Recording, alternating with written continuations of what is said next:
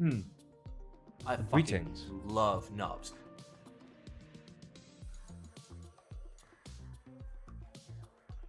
What's up, everyone? Look, it's the president of Oxford. Where?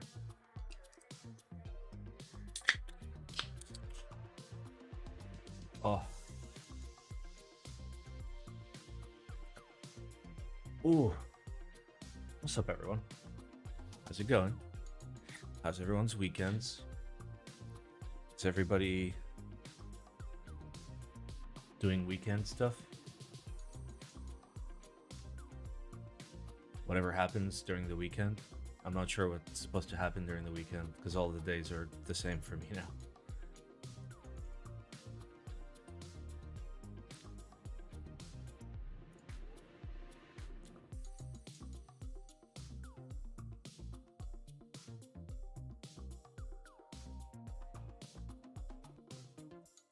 Level check? I think you're quiet. I shouldn't be. Flamingo. Flamingo. Penis.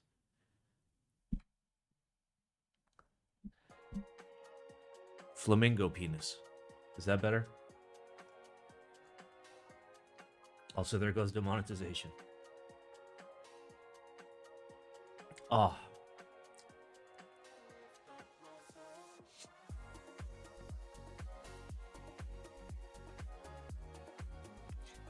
Whew. Well, just for saying flamingo? Absolutely. There's a forbidden word. You may not know this. Flamingos are now illegal in 23 countries.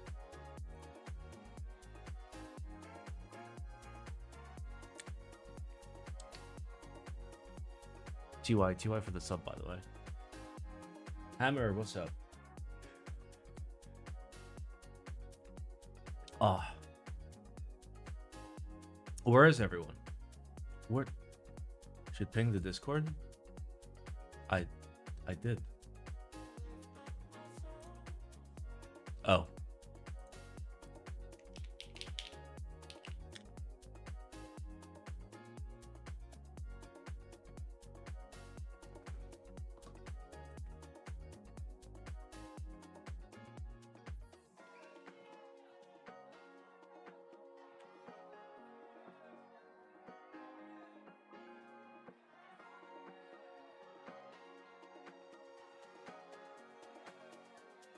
I pinged one person. I fucking love I nubs. pinged one person.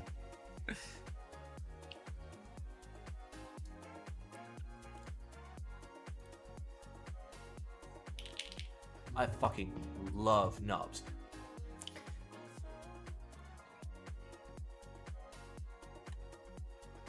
Yeah, get fucked. Get 1984.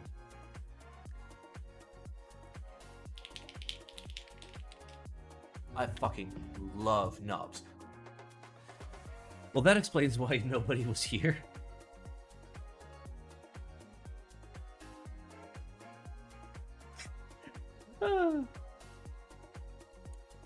My IQ is very high. IQ is short for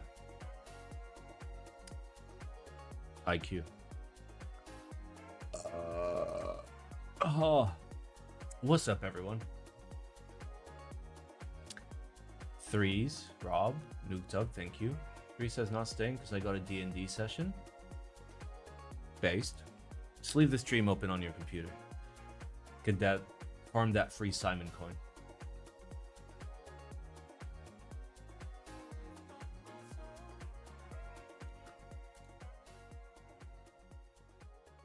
Twitch says stream starts at 7 p.m. I fucking Because Twitch love is stupid. nubs. It doesn't understand that there is no DST in my location. You hear me, Twitch? You stupid.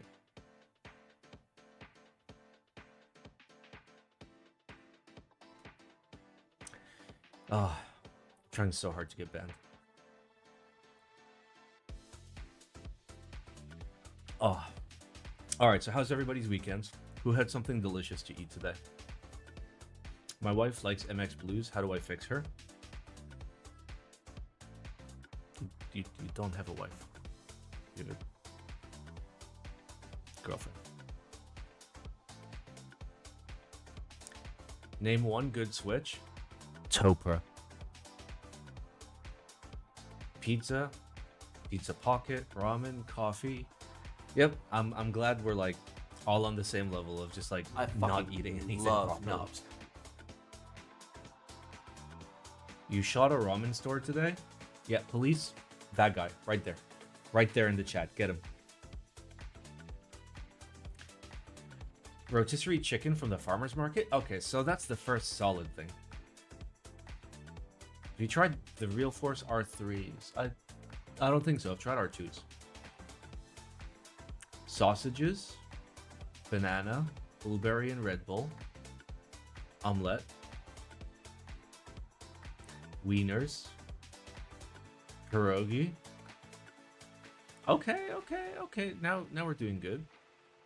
Just had some nice cake with cream cheese on top. Yeah, I mean, cream cheese is used as a cake frosting for lots of cakes, including carrot cake. I know this because Kate made carrot cake today. But like, I'm kind of like upset stomach-wise. Not like upset stomach. I'm just like really bitchy with. Like, I cooked food for the week. I cooked like pulled barbecue chicken, but it wasn't as good as the first time I made it. So I've been trying to find like any excuse to not eat it. So the only thing I ate today was like bread in olive oil. Which is why I can only drink beer, because if I drink anything stronger, I'm gonna die on stream. Ah. Are we touching grass today? I mean, we could touch grass.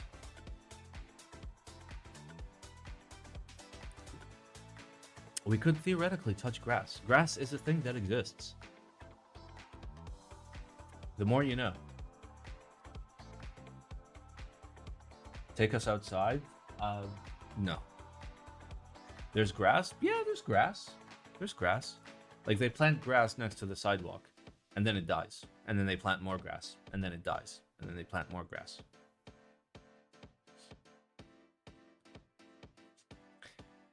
All right, let's do it. Simon, will you go to Ferrari World with Paul before you leave Dubai? I don't know. Maybe. I fucking love nubs. I hope you guys enjoy that Singer box. That Singer box. Tell me that's not a great Singer box. I fucking love nubs. Right, let me... I fucking love nubs. Bro, I didn't make this. You versus the guy she told you not to worry about. I fucking love nubs.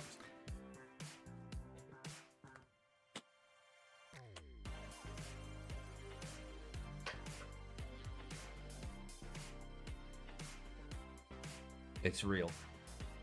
It's real. Look at it. Look at it.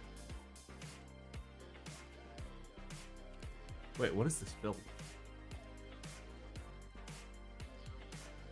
Is this a PP plate? Is this PP?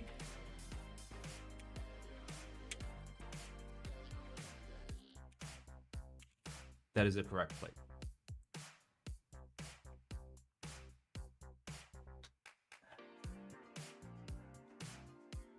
Black PP? Nice. See? It's confirmed.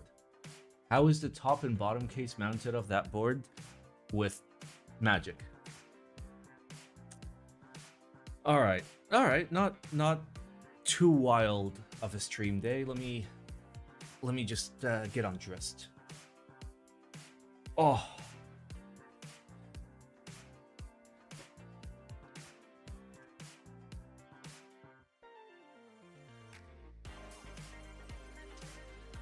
It's Ron's birthday soon, by the way. Those of you that don't know. Oh.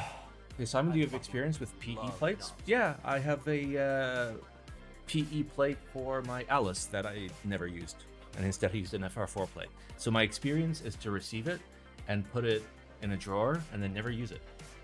Thankfully, the guy that bought my Alice is going to get the PE plate, so hopefully he can try it. Simon, will you show Nip this stream?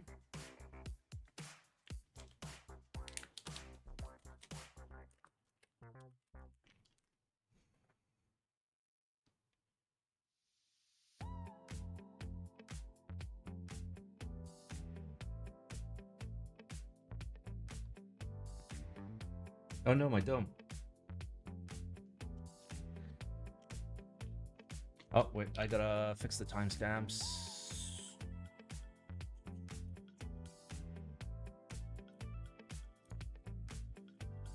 Oh. What about nylon plates? That would be a terrible idea. See, I wish it would focus, and I'm pretty sure it can if I just move this back.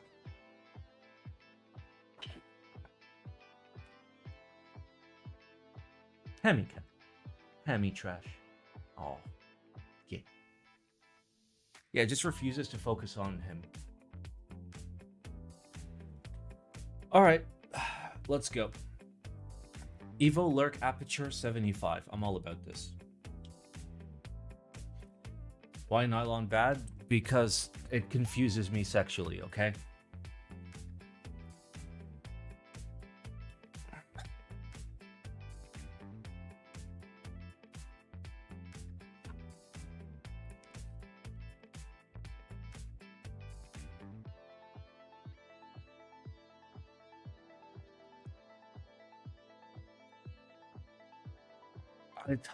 Why? You realize you're going to get sued, right? You realize that a company that can charge like $7,000 for a body that is at best worth like $300 has a lot of money to sue you with.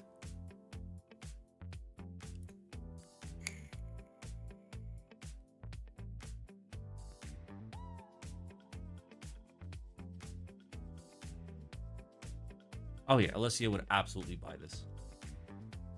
Oh, and it uses balls.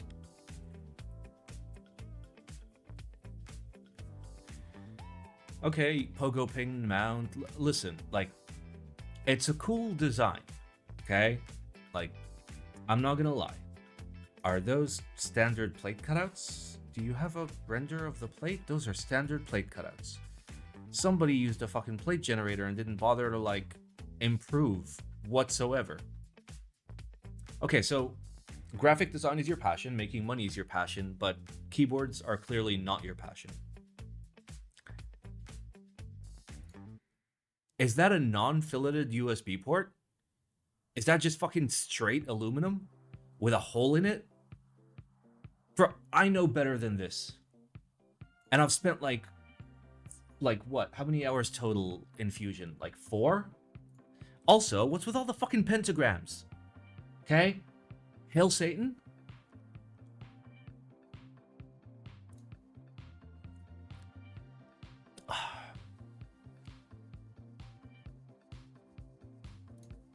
I like that you have a picture of the keyboard in the picture of the keyboard. Gasket mount? Nope, looks like top mount. As per this ginormous and super low resolution picture. Also, apparently there's just a hole in the bottom.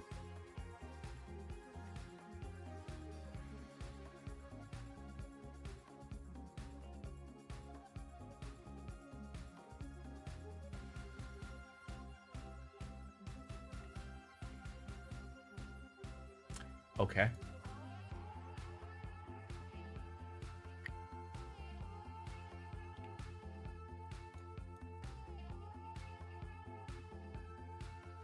Okay, has Alessio commented?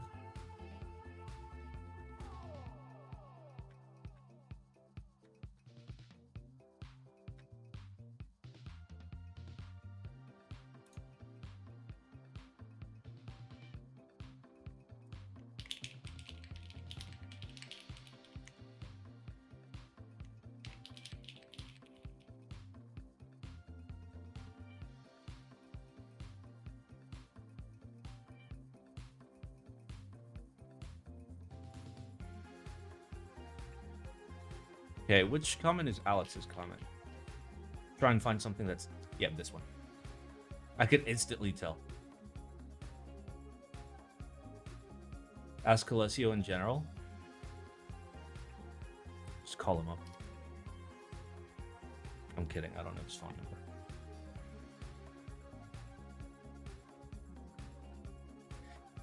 Okay. what do I think of this?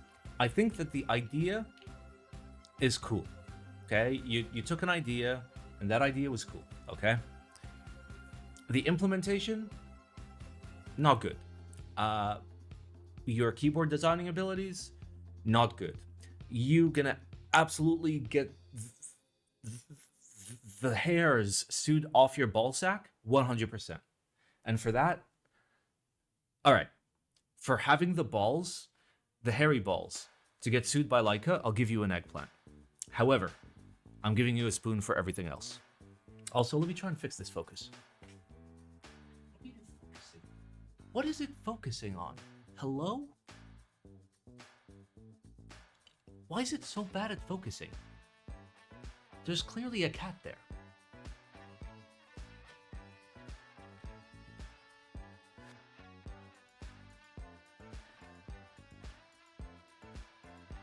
The elusive spooned eggplant. Yep, it's rare. It's very rare. Leica can sue if this is made in China, which it probably is. China is one of Leica's biggest markets. And Leica would absolutely be able to sue people in China. Because in order to be a successful company in China, you need to have good relationships with the CCP. And good relationships with the CCP means you get a name, CCP gets that name, and you go on a fun picnic that you never return from. So no, you're never safe from Leica. If it was Google, yeah, you'd be safe, but Leica is there.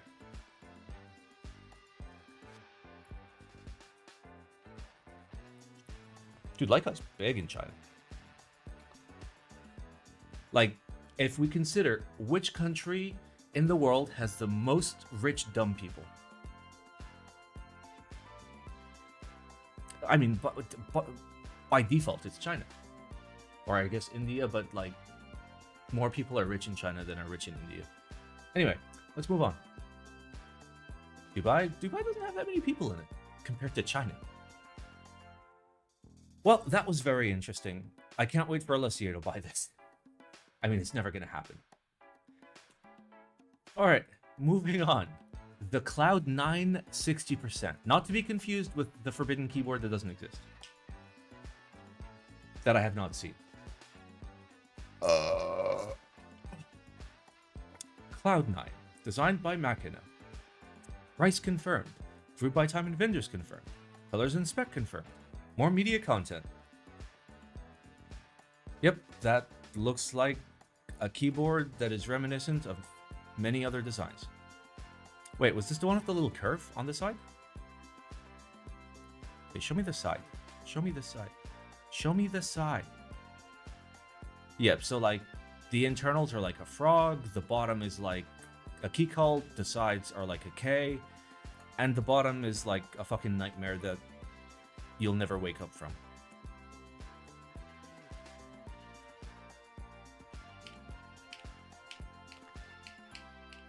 Okay, so how much is it? So, anodized top case with a full brass. I literally saw the word brass and I'm like, is it copper? I can't say that word. I got stuck on brass thinking I can't say that word. Oh no, I've literally like, I've 180'd. All right, $400. Fair enough. Like, it's... Okay, wait, explain this to me. You can have a full brass bottom, but then there's weights in it? Why?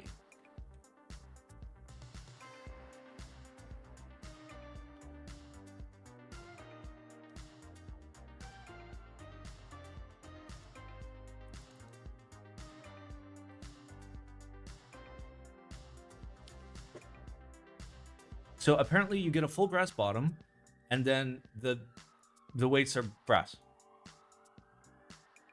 Or copper. So you cut a hole out, and then you fill the hole with the same material.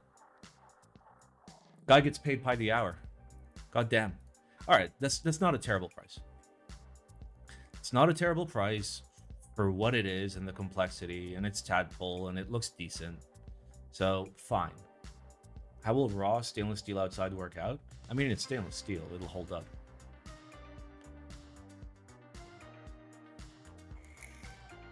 The brass bottom doesn't have the weights.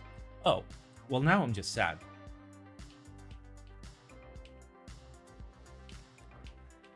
Okay. Yeah, this is fine. This is absolutely fine. It's a cute little board. Price seems fine. Simon, have you seen the CLoudnine? I have not. I'll give this an okay hand.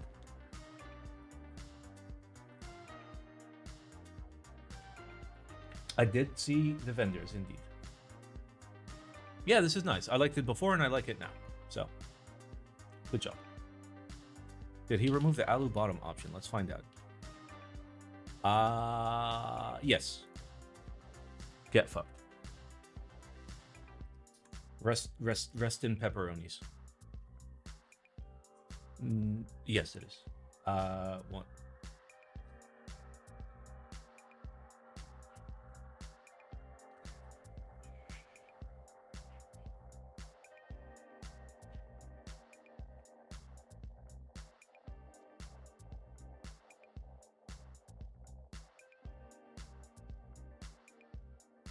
Hamilton. No, he's not out of jail. Kate was giving him medication.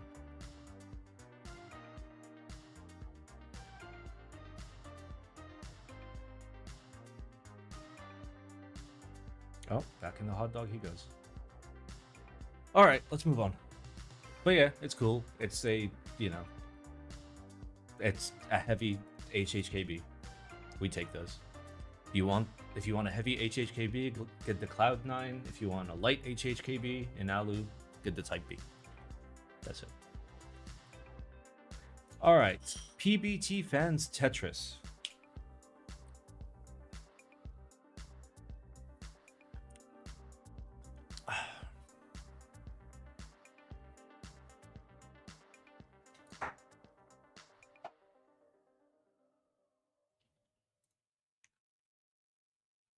I have one word for you.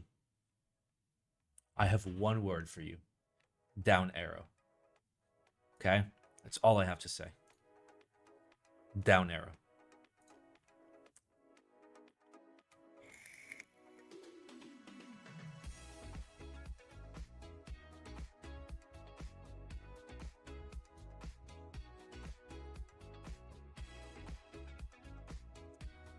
$65 die sub PBT from PBTfans, which is sussy.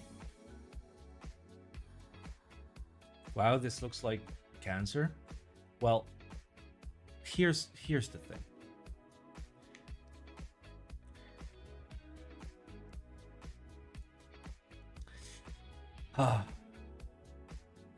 Okay, listen.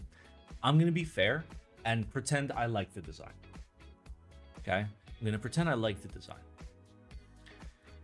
So, even though I like the design, the fact that it's PBTfans, that's a newspaper. That's a newspaper, my dude.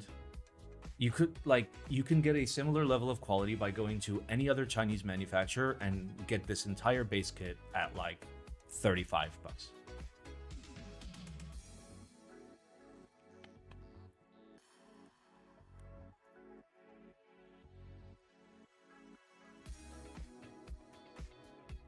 Imagine infringing on a name for a set, not having the balls to go all in and include a Tetris enter. I mean, Tetris itself was a ripoff of like a Russian game. So Tetris itself is already infringing on Tetris. What manufacturer? I don't know. Xiaomi? League Brothers? Hammer? Pick one. PBTfans worse than GMK question mark? Well, GMK is double shot ABS. This is die sub PBT from KBTfans. Is this a full base kit? No. You have to pay extra to make it a full base kit.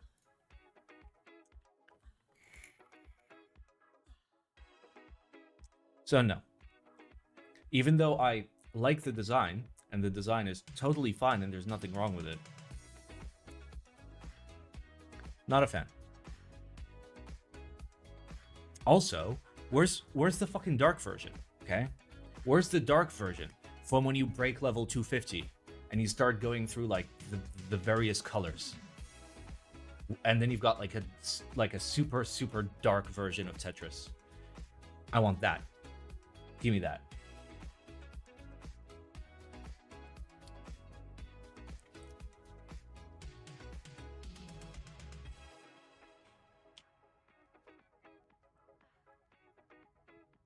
Why don't you run it?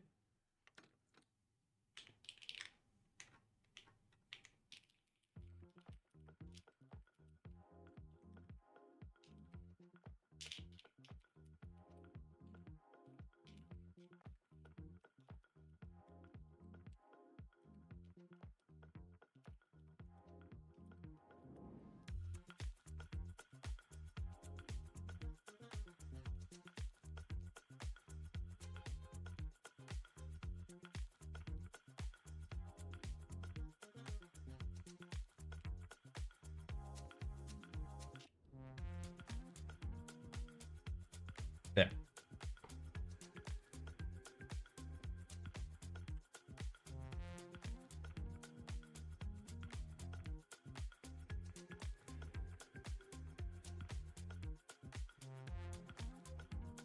You forgot Have exists.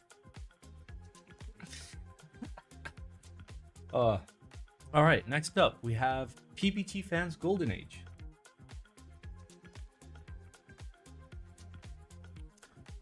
Surely. Okay, first of all, the fact that you rendered this on a 40%, I respect it. I respect that you are not ashamed. Good job. Welcome to the Golden Age. PBTfans Golden Age is a keyset inspired by a true life story about warriors overcoming all odds and entering into a golden age. This ABS double shot keyset will be using metallic gold resin alongside sparkly specs to really make your keyboard shimmer.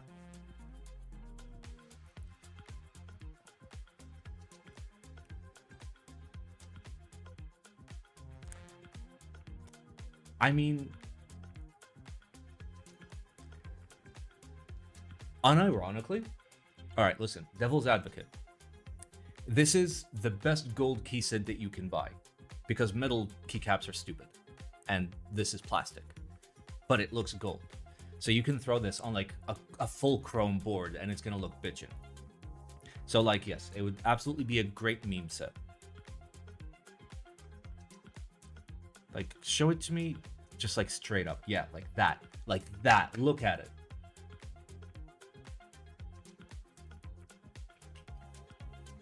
What about cheap plastic gold caps on Amazon? I'll do you one better. Buy the cheapest caps you can get on Amazon and a spray bottle of gold, like gold metallic paint.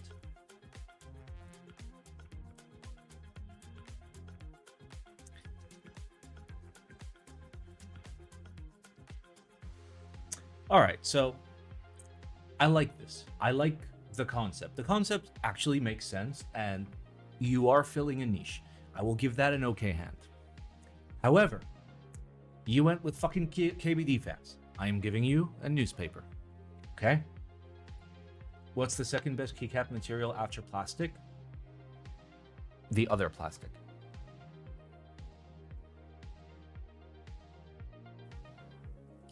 So if the first best is ABS, the second best is PBT, and vice versa.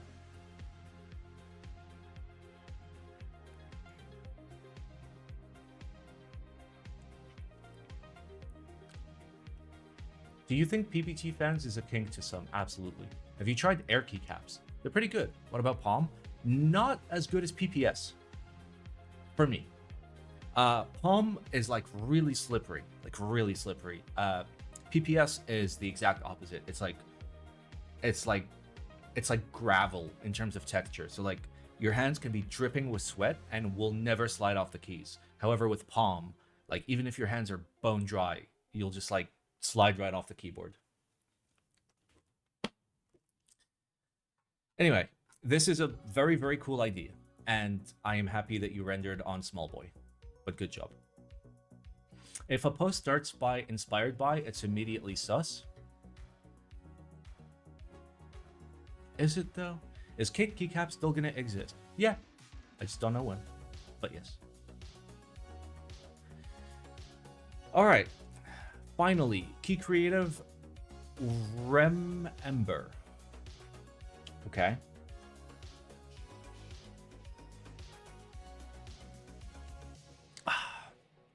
When I first became involved in the keyboard hobby 4 years ago, I remember being overwhelmed by the amount of text you have written in this fucking intro. What is KCH? KCH is a company that has historically been fucking terrible in terms of quality control, realizing the age-old method of just change the fucking name and people won't remember. It works every time. All right, so it's Dice Up PBT.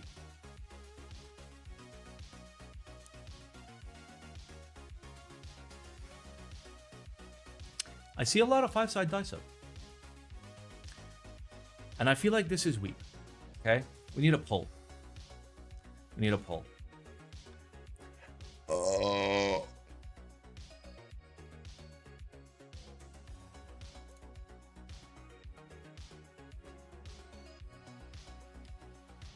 Sure love how fast Twitch is.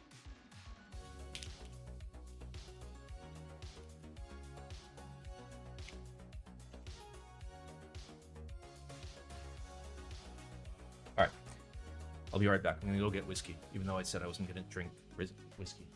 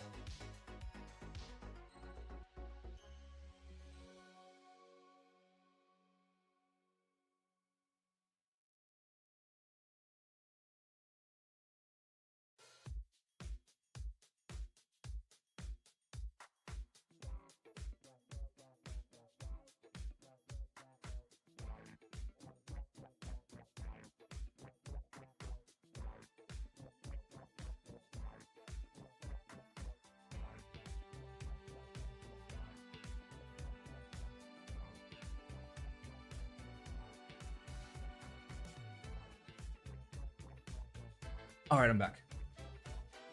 All right, listen. Considering all I've eaten today was like a bread and some olive oil, I can only have 2 glasses of whiskey. If you see me have a 3rd glass of whiskey, please hit me, okay? Just DM Paul, be like, go to Simon's house and hit him. Okay, so this is the 1st glass. You can have 1 more. Is there actually sand in Dubai? There is actually lots of sand in Dubai. All right. Show me the results, baby.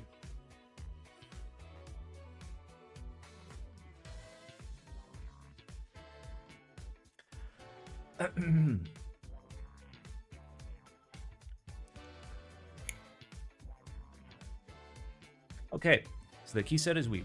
Confirmed. Let's have a look at it. Yep, that looks like a weeb set. That looks like a weeb set on the table of a weeb, because only a weeb would have that sort of table dressing. Wait, is that a fucking millefeuille? No, that's just like a striped cake. And my grandma? Your grandma is a weeb. Confirmed. Also, grandma ones are different, okay? Grandma ones are different. Look at the stitching. Like if your grandma has this specific one, it's time to talk to grandma. Probably has something to do with Rem from ReZero. I love it when weebs out themselves in my chat. It's so good.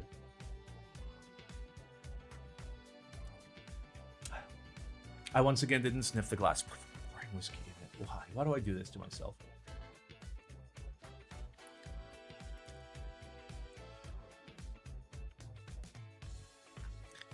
All right. So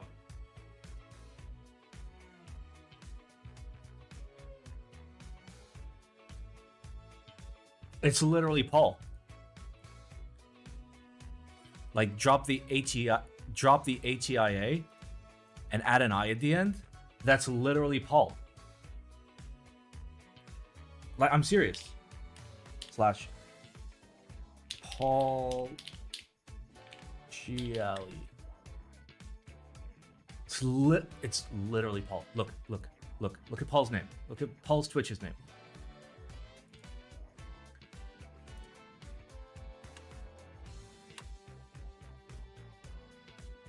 I fucking knew it. I fucking knew it. All right, so this is from probably the worst manufacturer you could possibly fucking do. Is this worse than KBTfans? Yes, this is actually worse than KBTfans in terms of like history. Like, we have a command for it. What is it? Keyreative cat.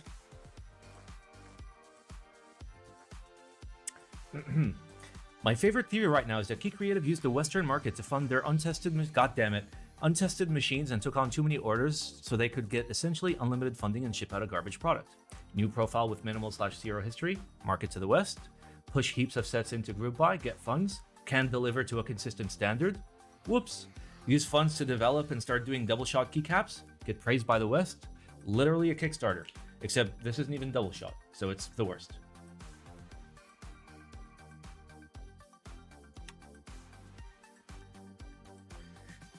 So no, bad.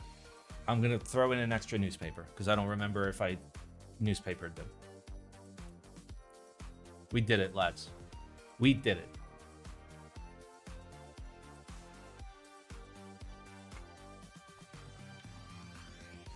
Bro, this is literally the height key set, but darker.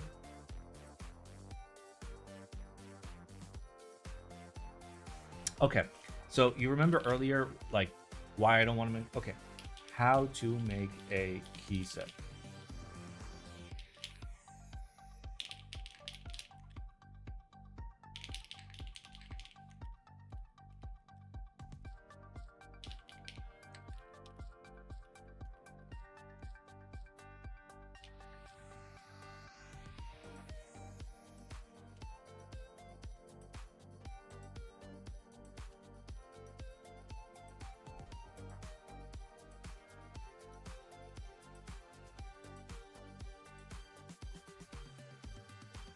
Name one game.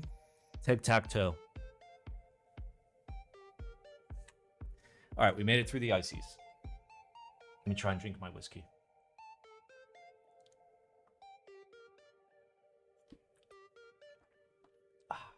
Oh, God.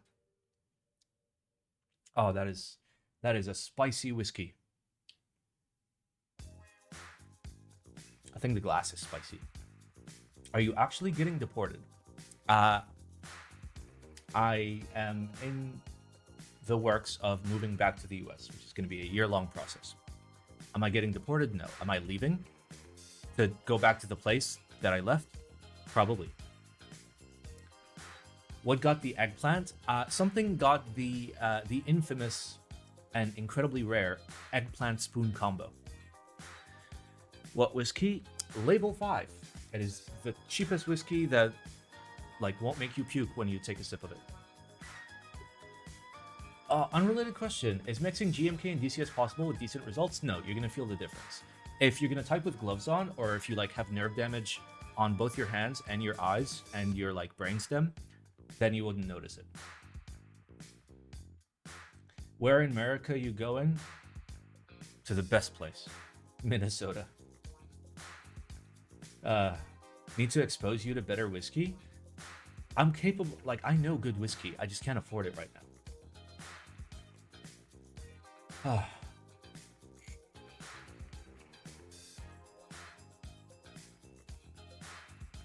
All right, we got ourselves a sellout. Let's do our sellout. Hello, lads. Do you like Do you like it when I make YouTube videos? Do you like it when you go to youtube.com/BlackSimon and you see that there's an actual new video instead of Simon hasn't made a video in like 3 months? If you like me making YouTube videos, do !Patreon. Hop on my Patreon.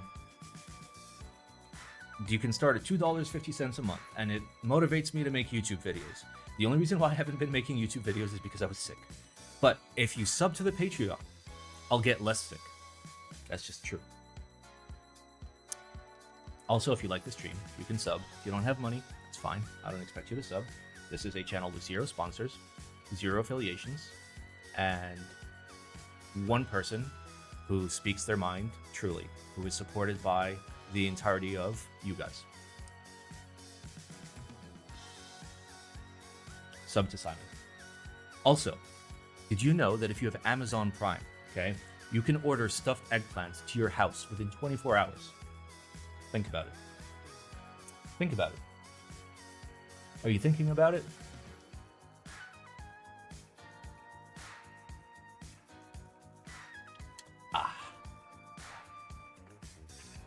Is the merch sale coming soon? Yeah, it should be like the 1st or 2nd week of April. For those of you that don't know, I'm going to be re-releasing all the old October merch, the 2021, 2022, and 2023 October merch for like 7 to 10 days. So if you missed out, you'll have an opportunity to grab it. Will you release EU socks? No. It's because I don't like you.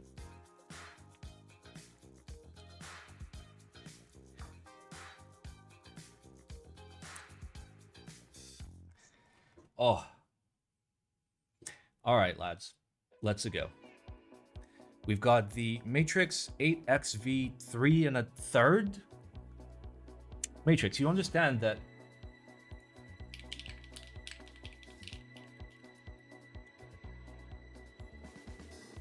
okay, there are an infinite amount of numbers, okay? You don't have to keep splitting it. You could just go higher. You could just go higher. No, nobody's gonna be mad. Nobody's gonna be mad. It's fine.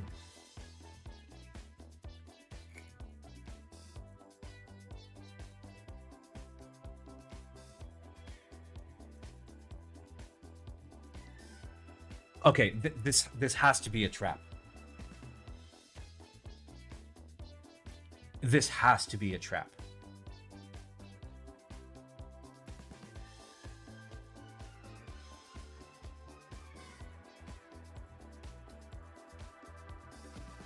No, this absolutely has to be a trap. Because they say Taiwan. It's absolutely a fucking trap.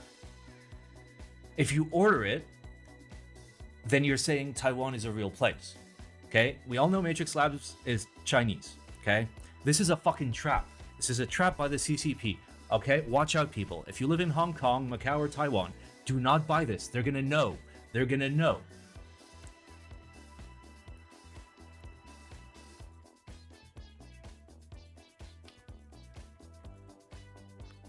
All right, what does it look like? Yep, it looks like a matrix board.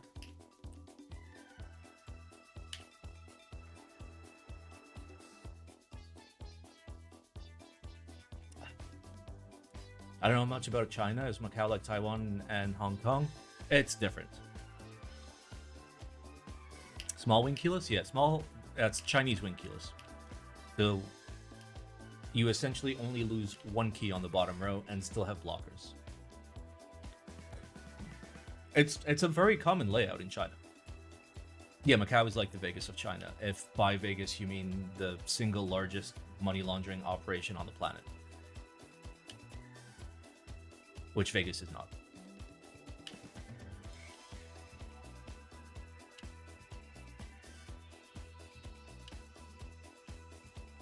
Okay.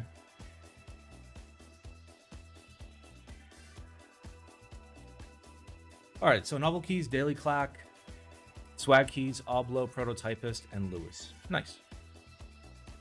Let's check out Daily Clack.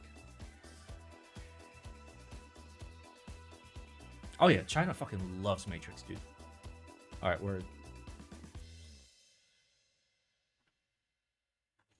All right. Patty. Patty. Fatty. I like what you're up to. I like what you're up to. I see what you're trying to do. I see what you're trying to do. Why? Oh, okay. I was gonna say, why is this in AED? It's not. It's in Australian dollars. All right. So, group eyes, keyboard, TKL.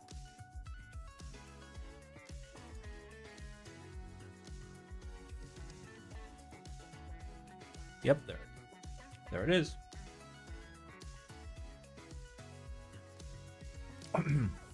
Oh wait, no, that's not it. That's not the 1/3. It's a lie. Okay, so he doesn't have it yet. Ooh, he had the Onyx. Nice. All right, so apparently listings aren't up for all the vendors. I just wanted to check out Daily Clack, just because I like Daily Clack. Okay, so TLDR. Do we need more Matrix memes? Do we need to keep buying like overly like Lego designs that look like fucking Transformers from Matrix? Or do we want Matrix to go back to basics and like actually make good keyboards again? I don't know. I think the best thing Matrix ever made was the 1.2 OG. And everything since then has gone downhill. So here's what I'm going to do. I'm giving this a don't buy for a very specific reason, okay? Because this is a trap. This is absolutely a trap. Watch out, okay? If you're watching, okay, I'm not going to out who in my chat is in Taiwan, but I know who you are. There's like 3 of you. How was the anno quality on the 1.2? Pretty good. What about Matrix stuff before the 1.2? I really like the Able. I really liked the Able, and everybody hated it, and I feel sad that I didn't buy it.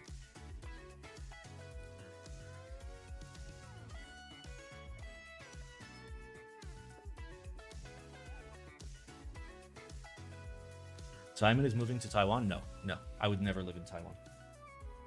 It's too Taiwan for me. I visited, and listen, it has its pros and cons, but I would not move to Taiwan. It rains all the fucking time. People only speak English in bars. Not enough of the food that I like. And obviously, counterpoint is like, it's a pretty country. And also James is there. What would make Matrix go back to basics? Any sort of like morals. Any sort of like awakening, any sort of realization that they have literally been like fucking like putting clown makeup on all of their customers for the past like 6 years. Maybe offer something for different people, okay? Diversify, my dude. Diversify. You know, you're allowed to do this kind of shit, it's fine, but also have something for the more sophisticated buyer. Stop trying to just sell out to all the idiots. I don't know. Did Matrix ever rerun boards? They rerun boards all the time. They just keep appending numbers at the end as to make it seem like it's different, but it's the same fucking board. This is just an 8xv3 with like slightly different design styling, but like the shape is still an 8xv3.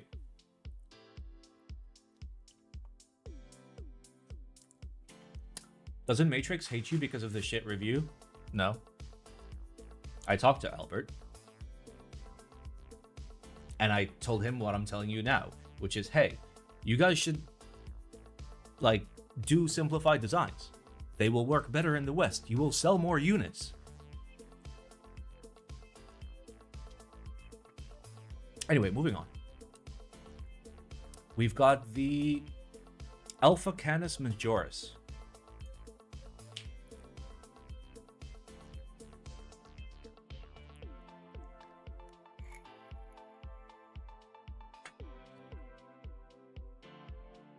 International barely covers 10% of sales for them. Doesn't that sound like it could be improved?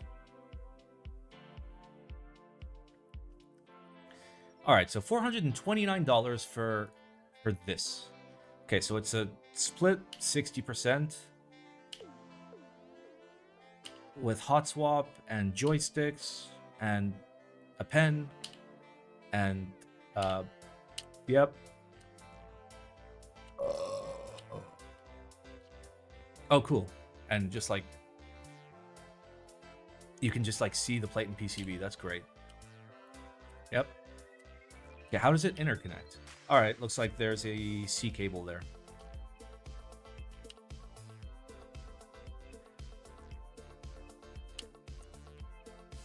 Yep, that is absolutely one of the keyboards of all time.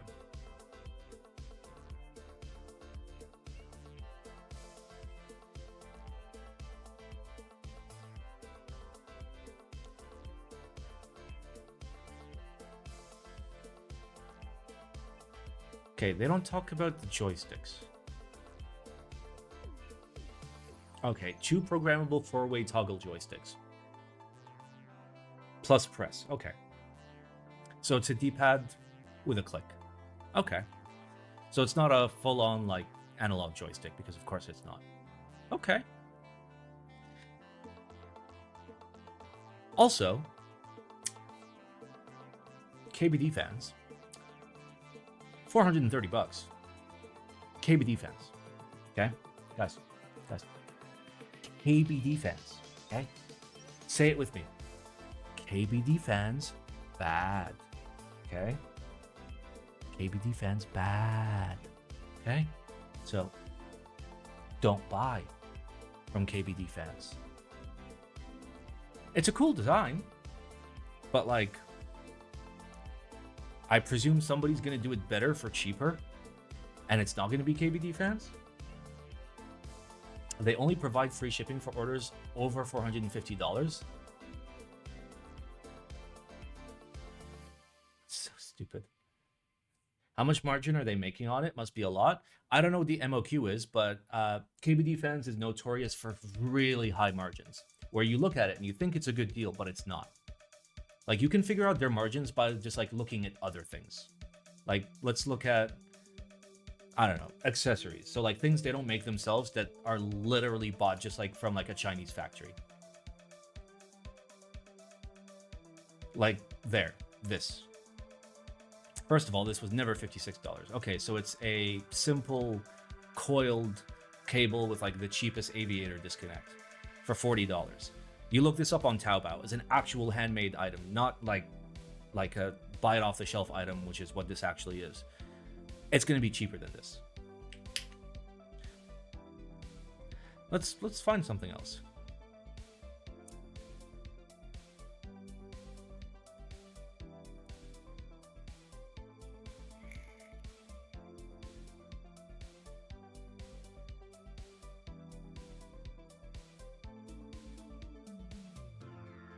Yeah, please use my discount code KBDFansBad.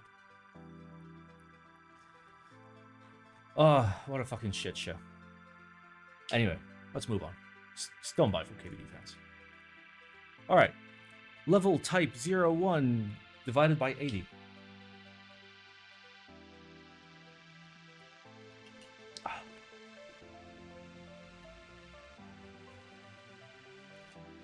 The level is a sophisticated, clean, and mature centerpiece for your desk. A bold departure for the conventional custom mechanical keyboard form with a set of toolless quick-release stands that allows changing between 4 degrees and 8 degrees typing angles for your comfort. $969 per set. $80 for a PCB.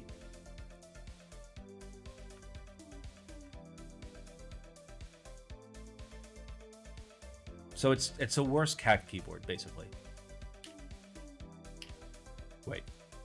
Wait.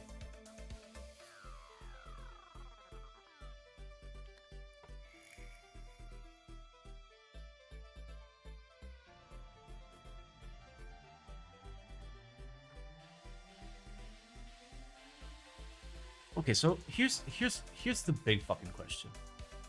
Here's the really big fucking question. I am absolutely certain that a one-off keyboard of this design from like a reputable good manufacturer would be cheaper than what you're trying to sell this for.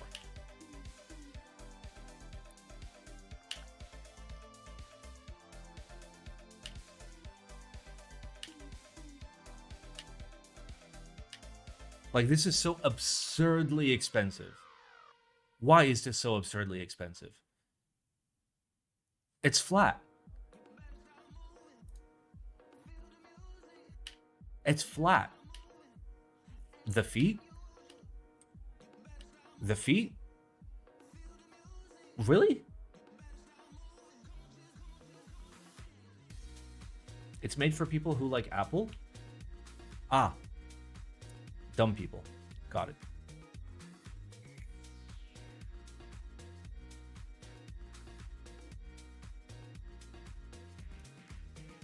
And it's hot swap only. It's literally hot swap only.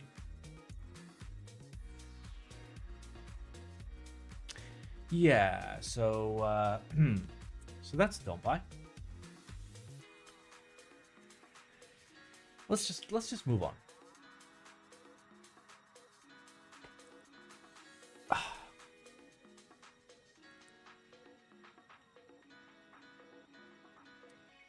How is it this expensive with so few options?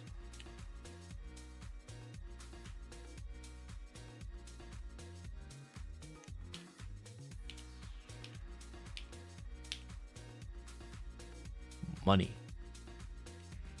All right, moving on. FLX Virgo EC parts.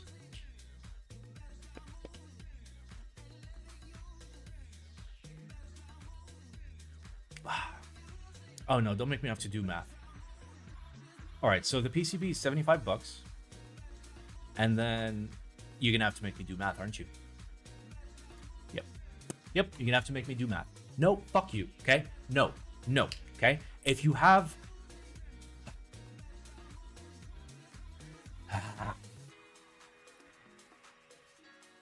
Give me a kit, okay? It's $75 for the PCB, $65 for the plate, which both of them are really fucking expensive. How much is it for the Topra? Maybe the PCB gives kit?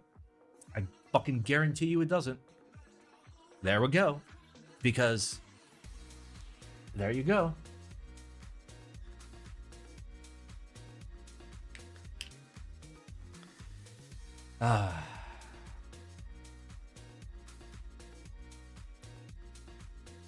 Thanks, Shillbot.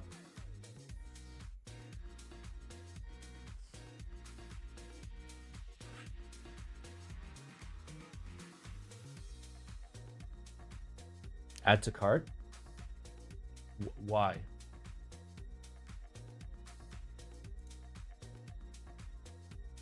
Okay. It's in the cart. Now what? Now what? Now remove it. All right, answer with full backspace and full right shift. Yes. Type in credit card number for us. You got it. Simon, break down the cost of the EC plate. Absolutely. So, assuming this is like 10 MOQ from a very good manufacturer. These would cost maybe like $25, $26. Let's say $25. So the remaining $40 is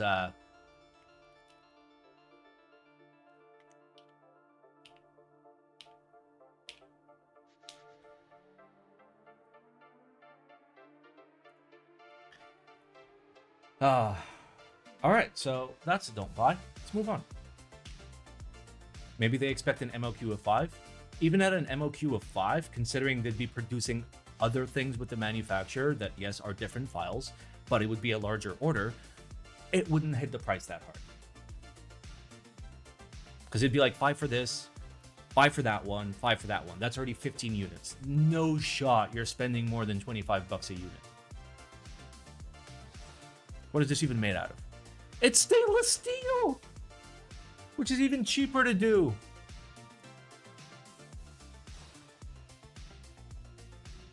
Yep, alright, let's move on. Single unit keyboard stand.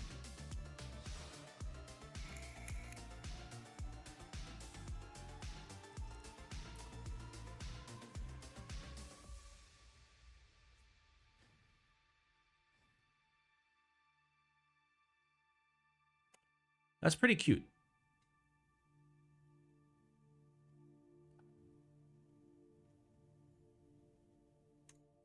That's pretty... oh my god. Fucking calm your tits.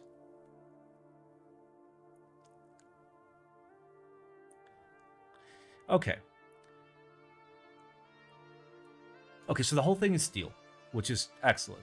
And it comes in office beige and stainless steel. That's not bad for 29 bucks. How wide is it? Do you have like a measure? I guess that's a measure. So like it's about 8U wide.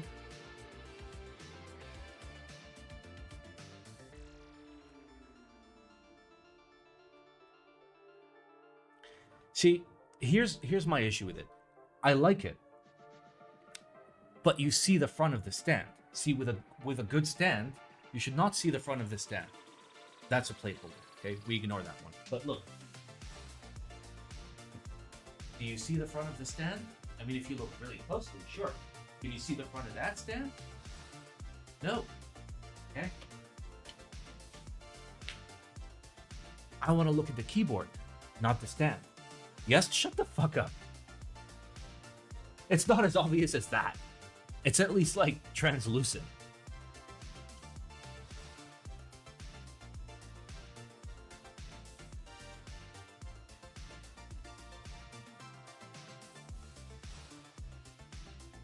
You can see the circles in bottom of the stands from our POV. What circles? What circles? What fucking circles? Stop focusing on me.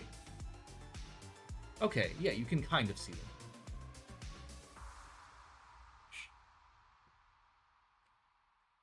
Yeah, but the stand is beige. Why wouldn't you want to see it? You son of a bitch. You make a valid point.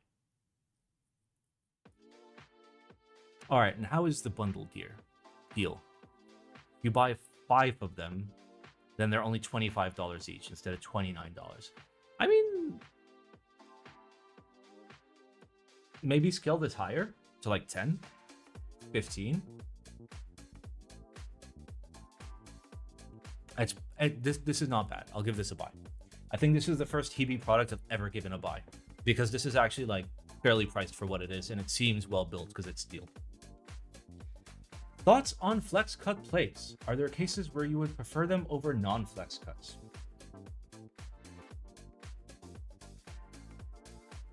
Maybe if I had like a really like bouncy like gasket mounted plate and I wanted to get a little bit more flex out of it, and I couldn't get physical flex out of the material because I already had bounce in the plate, then yeah, plate cuts would introduce flex. So thoughts on Hebe overall? I mean, I don't have many thoughts.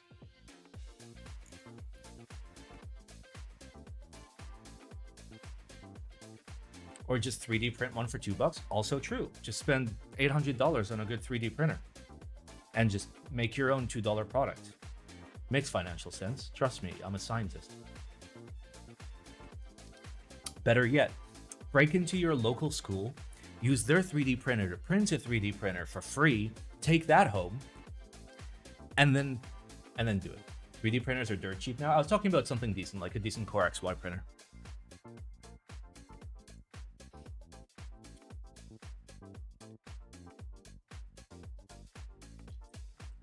All right, this is my second and last glass of whiskey, by the way.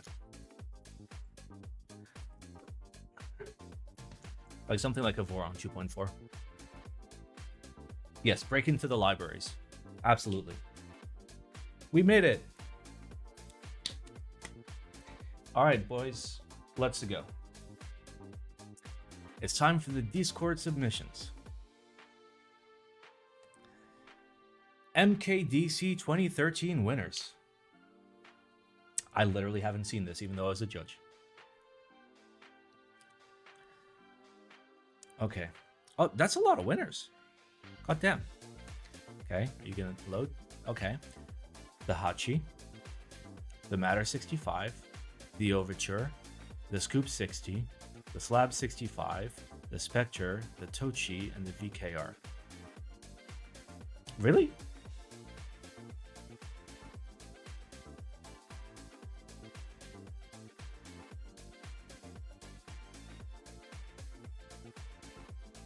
Really?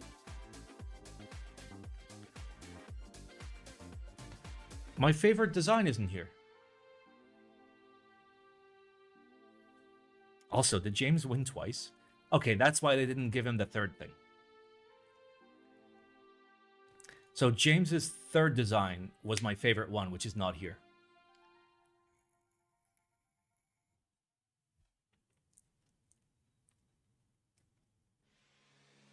Why did the Matter 65 win and also get an honorable mention? Yes. Which one is my favorite? None of these. My favorite is not here.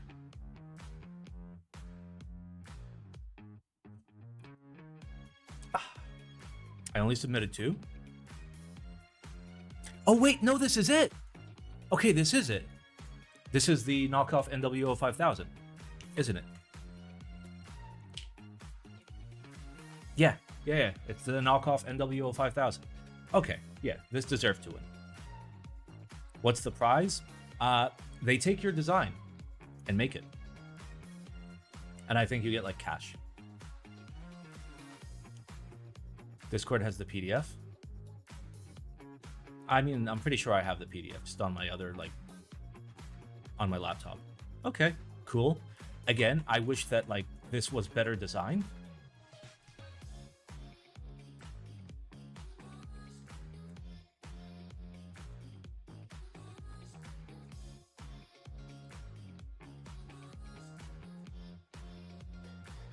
I have no idea what the soju is.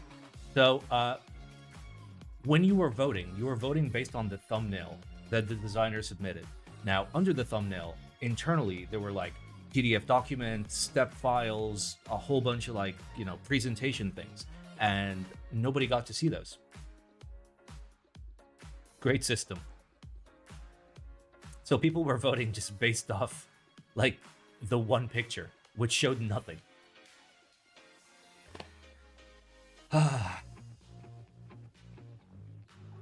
They added the PDFs after a while? Okay, that's good. At least something. I presume that was after I complained. Anyway, congrats to James for winning 2 times. The 2 time. He submitted 2 designs, both of them won. The GOAT. The GOAT. The James. Oh, I think I remember liking this as well. Yeah, that's pretty much it. Why are there no pages for the winners? Yep. Absolutely. TX Stabilizer Tester V2 with socket and holder. Oh, baby. It's a lot of words.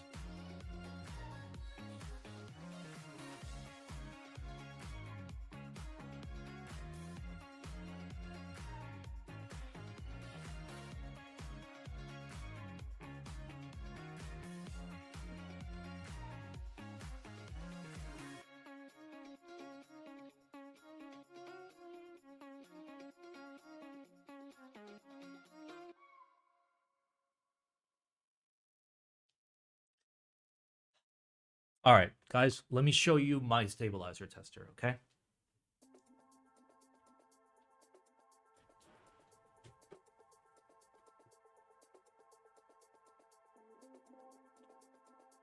All right.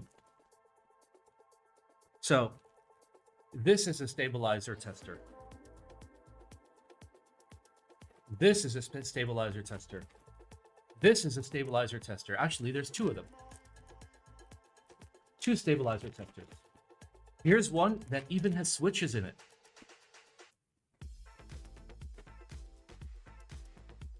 Here's another lovely stabilizer tester.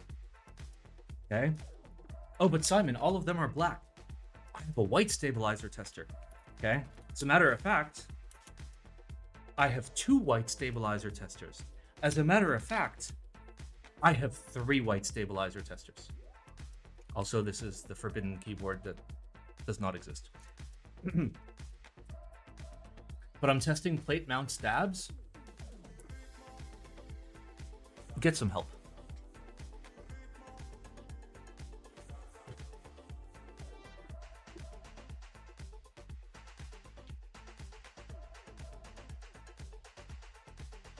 That last one even has stab holes? Yes, it has a 2U. God fucking damn it. Why? Why? Just put it on the PCB when you're building. It's the whole point. All right. NLAndKeys is exit scamming. Oh baby. These are the guys that are making the QB kit, right?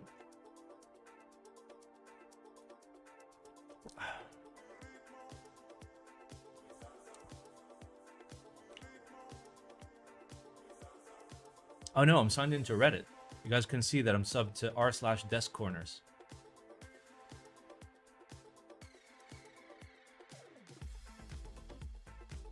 All right, nope. We got to look at r/desk corners. I'm sorry.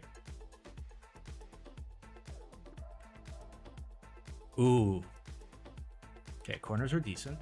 I wouldn't, not a hag, but okay. Saw this on, ooh. That's a nice desk corner right there. No, this is not a desk corner. Nice try. A glimpse into the evolving world of desk corners.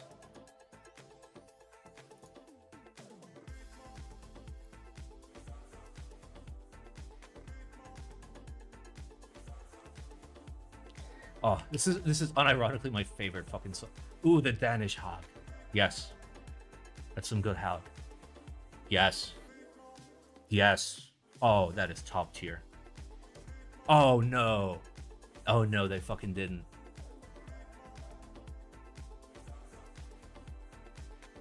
Okay, back to what we were looking at. So NLAndKeys is exit scamming. What was their reply?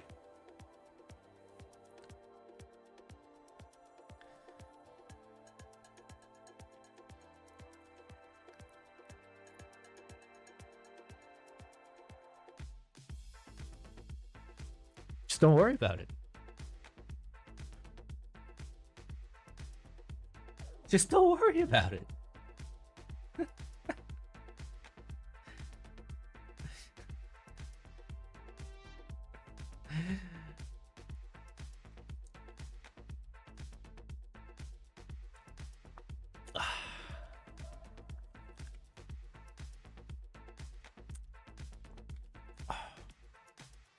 That's just beautiful.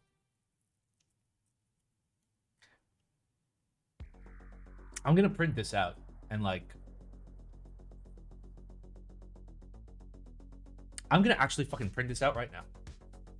1 second.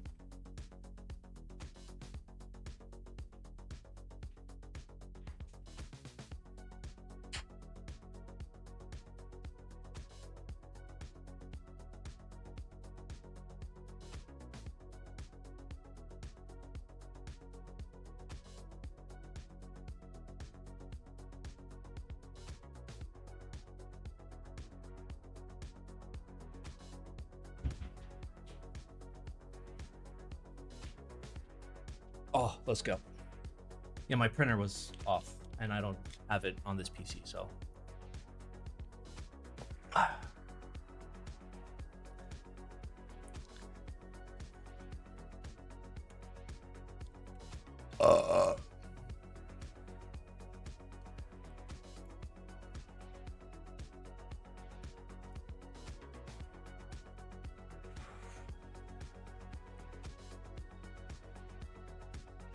It's not an inkjet.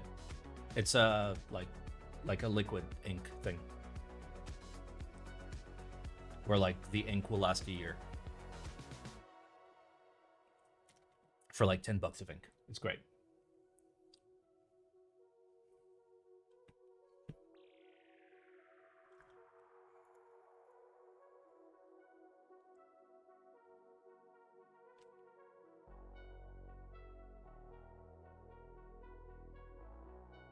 Printers that just don't add like that? Sure they do.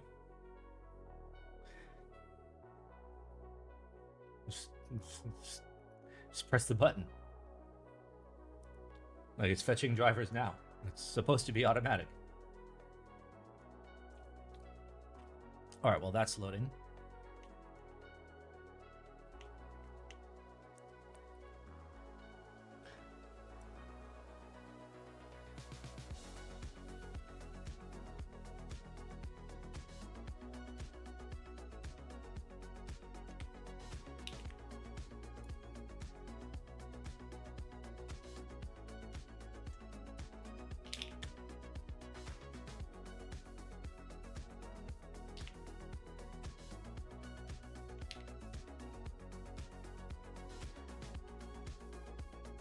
Okay.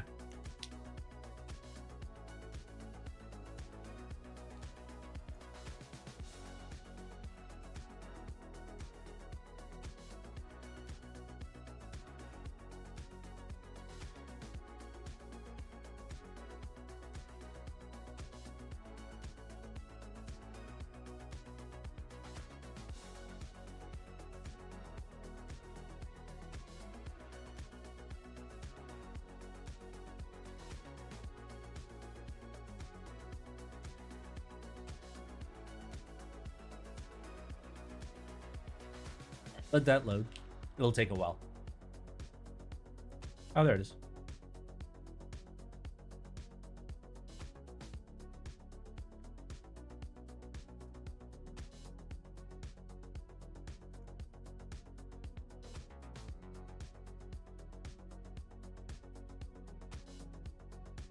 You printed ball? No, I have a printer.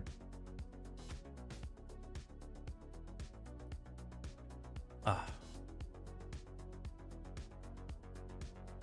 Okay. Let me go grab it. Oh.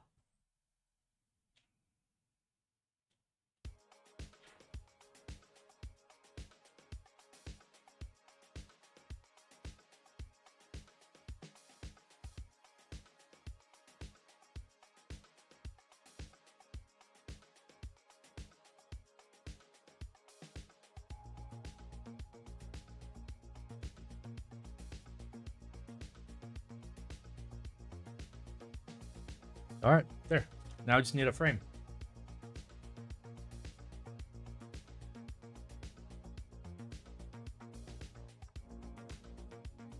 Oh. All right. We have seen a moment in keyboard history. I'm literally gonna frame this. I'm not joking. What was happened to the QB kit? I don't know. I've never spoken to them directly. It was somebody else that told me they're gonna send you one. So. Oh. All right, let's move on. GEONWORKS Frog TKL Leggera. Leggera is Italian for Ligma balls. Made in China. Recently, I provided my keyboards with Venom PCB to several pro gaming teams. Holy shit, Gion, hire me.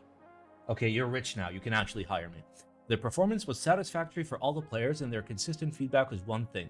They needed something lightweight because they had to carry their keyboards to the stadium every day during the season, and something too heavy was challenging to move around on their desks. They're fucking little fucking beta male gamers. Confirmed.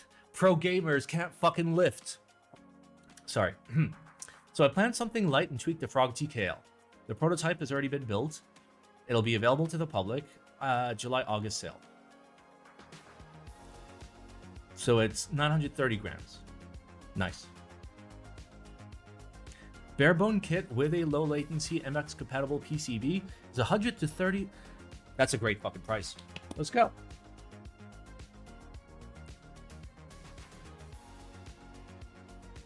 Nice. Absolutely wonderful. Good job, Gion. Please hire me.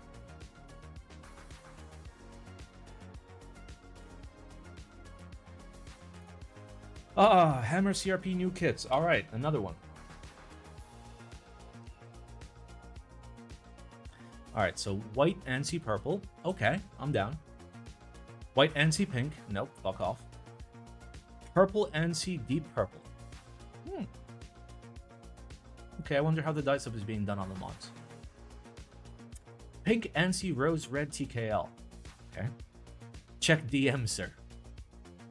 Check DM, sir.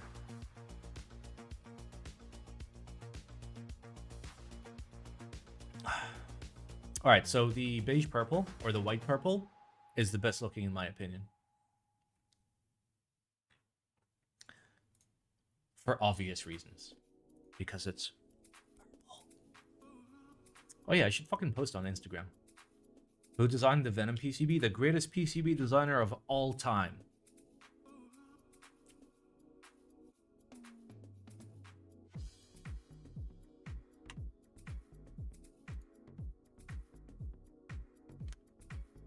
All right, Originative / TypeMachina rises from the dead to cuck DCS Superweld. Yes.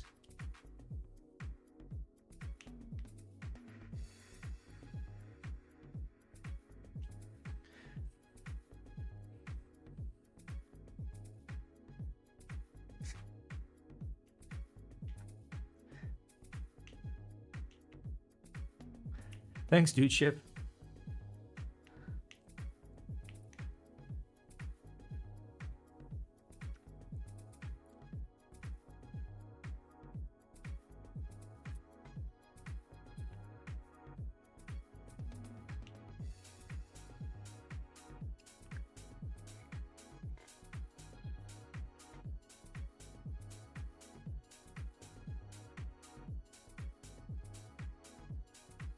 Is this real?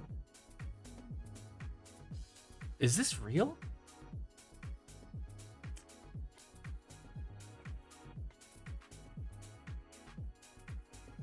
Giggle.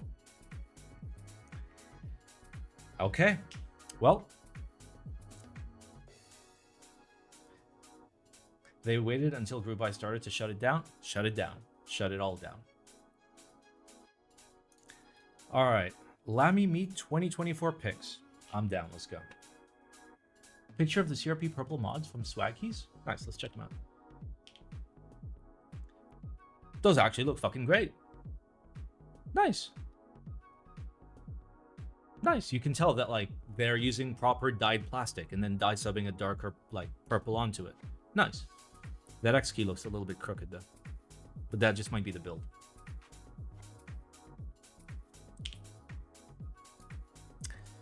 All right, let's look at some lovely meetup pictures. Ooh, all right. So we got a lot of TKLs. A lot of TKLs. Weeb? Is it Weeb? Is some of this Weeb? Unclear.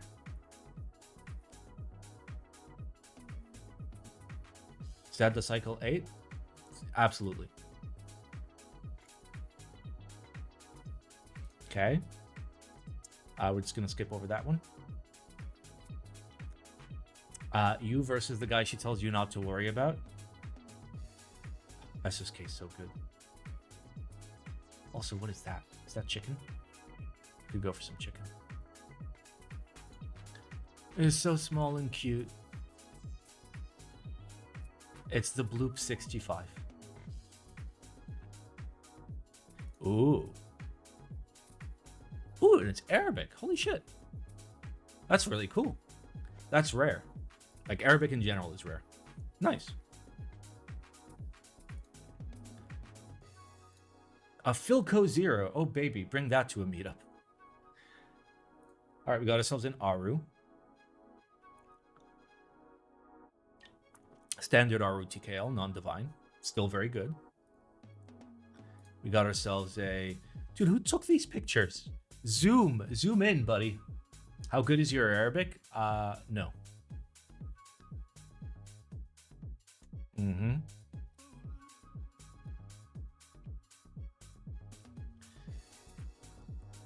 That is a sussy keycap set. It's with all the DHL boxes. Holy shit. Ooh, an FRL. What FRL is that? I wish I could fucking tell. I think this was the one where you could, like, make it southpaw. Okay. We've got ourselves an F1. With GMK Regal. Based. We got ourselves a Monokay board. I presume this is weeb shit. I presume most of this is weeb shit. Is the Jane weeb shit? Yes. Look, it's a Hex 50. Want to sell, DM me. Don't touch? Wow. Wow, okay. Yeah, see, if you're trying to sell a board and you have a don't touch thing on it, automatically I'm just like, nah, fuck this.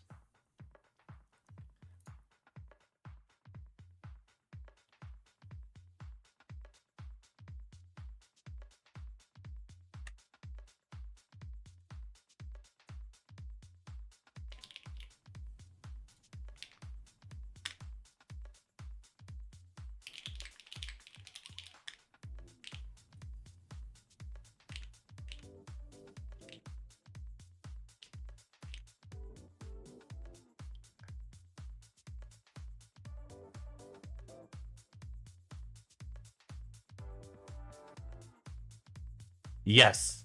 Yes. Absolutely.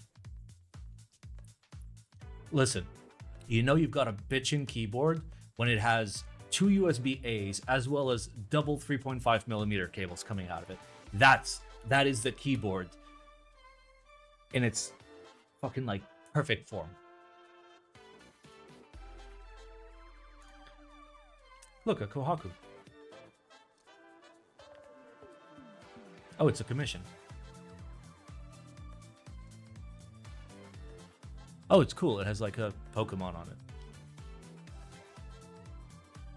Ooh. Okay, so it's a Model F remake. So it's a remake 77. That's still pretty cool. What is that?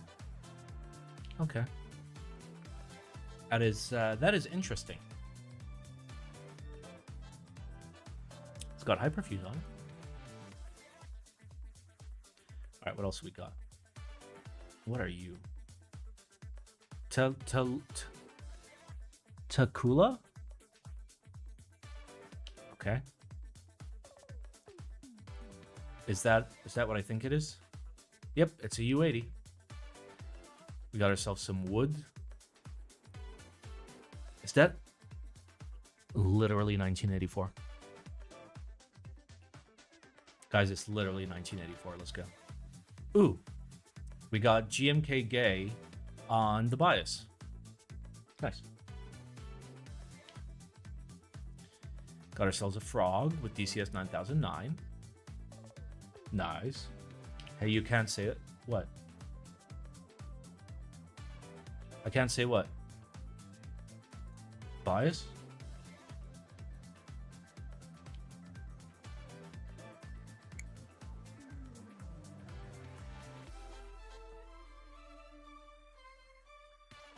Freebird TKL, is this Alps? Flip and find out. See, that's the correct thing.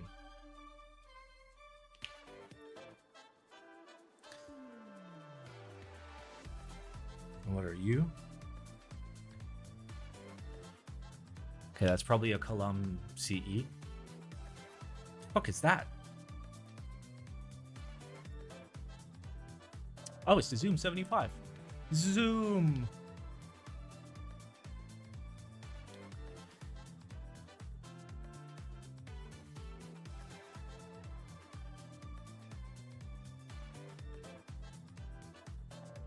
That looks like an F169.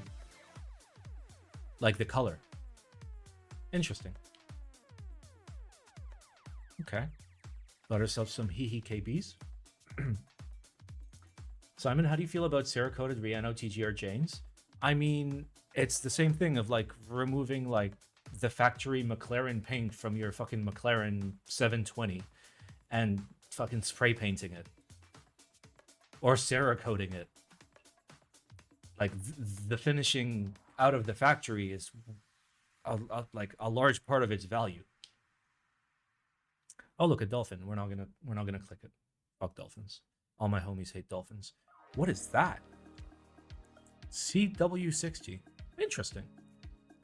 Looks like a basic gasket mounted like 60%, but like I like the proportions. It looks like an F1, but small. Riano can be good though. Rianoing a good TGR, like if we're talking about like a V2, Rianoing a real TGR is like the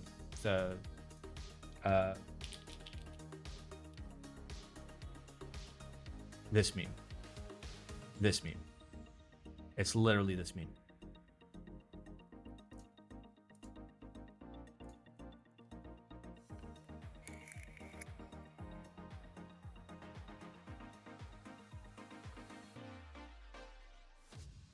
Like, this is what it looks like when somebody Rianos their like nice TGR. All right, what else we got? Oh, we got the fucking V-Boy, the Boomerang, the most Australian of keyboards.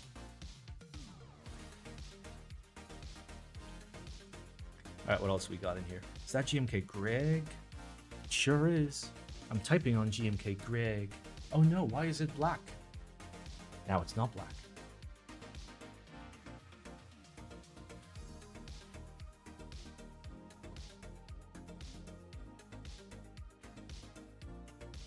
Don't worry about it.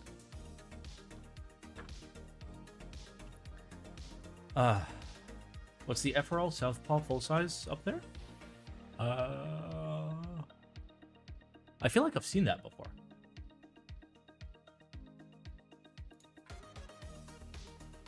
Like not that specific. Ooh, a DGE.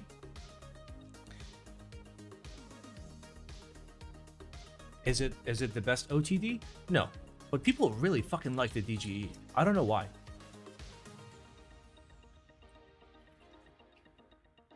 I'm not sure.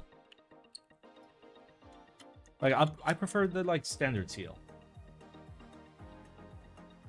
Honestly, I'd take a DK Saber over a DGE personally.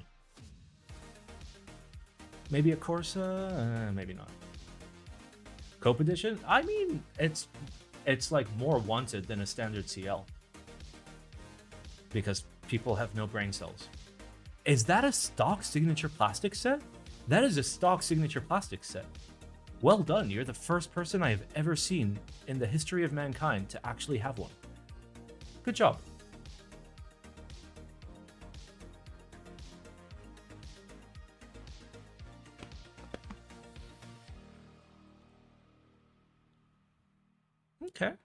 Okay. There's some good stuff here. There's honestly some good stuff here. Whoever took these pictures, okay, listen, I apologize. I'm pretty sure whoever took these pictures probably took them with a phone and did their best, okay? But they did a shit job. I am surprised nobody there had like good cameras. You guys saw the Dubai meetup like pictures. There were like 6 different people with like big fuck off cameras like this one, just like getting the most cinematic pictures. That's how you gotta do it. Ooh, a tree. All right. Ooh, we did it. Singapore meetup has the best boards. Spanish meetup had the best boards. It had the highest percentage of ISOs. Oh, no, it had the highest number of ISO. You know what I just fucking realized? I'm going to end up with 0 ISOs. I sold both my ISOs. I mean, I'll still have an ISO GR.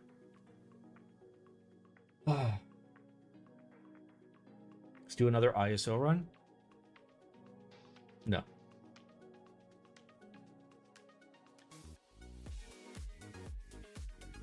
Okay, prior to watching this YouTube video, let's just chill for a second.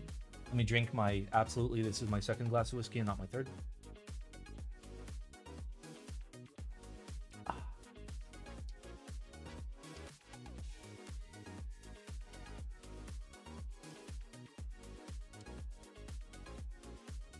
Yes, run ANSI.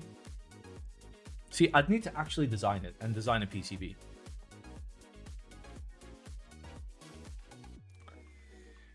I've never designed a PCB, nor do I want to. To be fair, though, I could just hit up my boy Gondo and be like, bro, just do this for me, and he'd probably do it pro bono. But I'm saving that for the AMWO 5000. Gondo has videos about it? Yeah, that's why I'm going to reach out to Gondo. I'll do ANSI case design? No, you fucking won't. I'm not going to teach you the secrets of Illuminati case design. Okay, there's top secret shit in there. Like triangles. You'd never understand.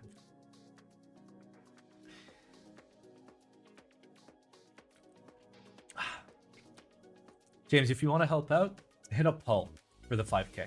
How about that? It's going to be Korean bezels, J mount. Well, yeah, that's how it's supposed to be.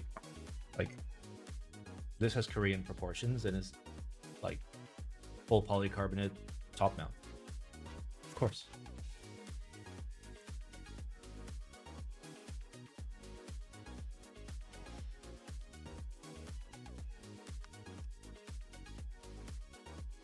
All right.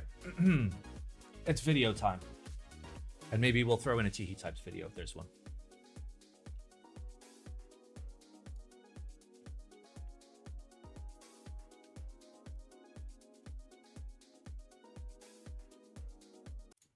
Wait, aren't you selling that extra value?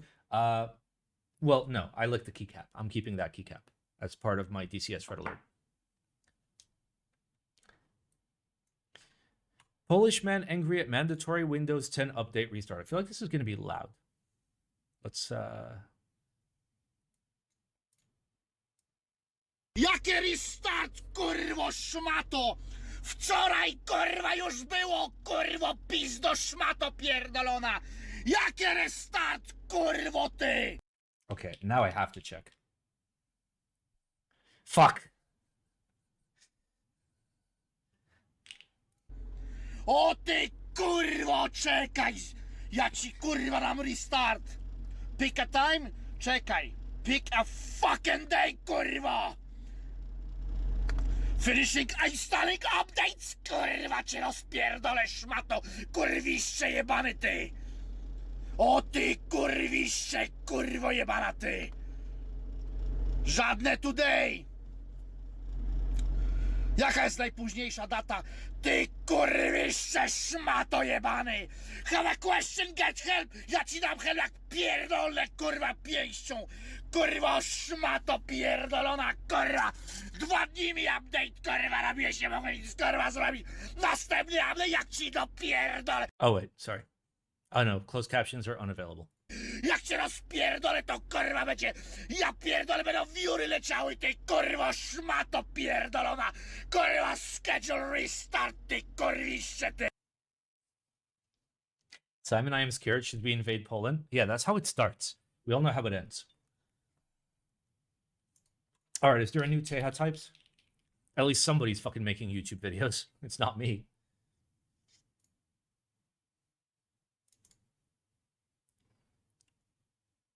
No, just him in Korea, which I refuse to watch until I get to visit Korea first.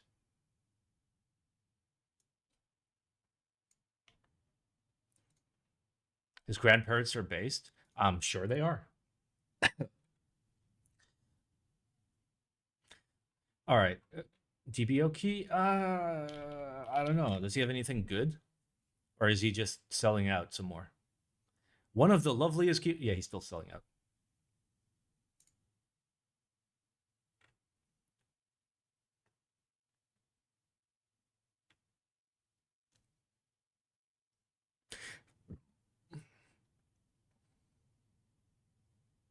Yeah, you've really fallen off, DBO key. You've really fallen off, buddy.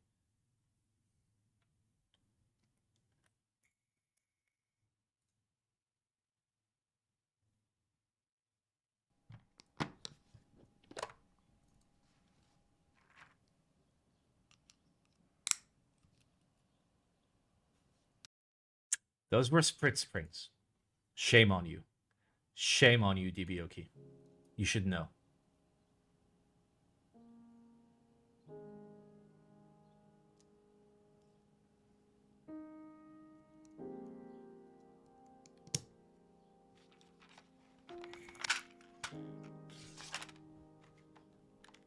Oh yeah, and fucking gold stabs. And now they're not gold anymore.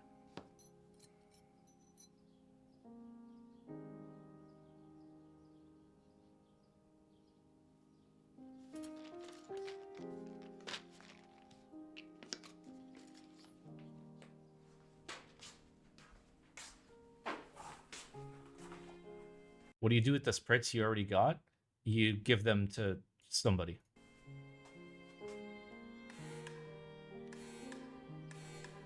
To throw in the garbage.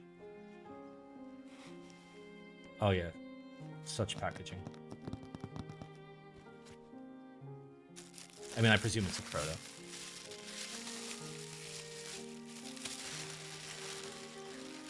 Eco-friendly ASMR proceeds to pull out a one-time use anti-static bag instead of a Ziploc bag. Environmental. And yes, I understand that you can like still put your PCB back in it and it's fine, but like there is an option to have Ziploc. It's not more expensive. That's why I had Ziploc for all of my fucking PCBs that I included with my boards.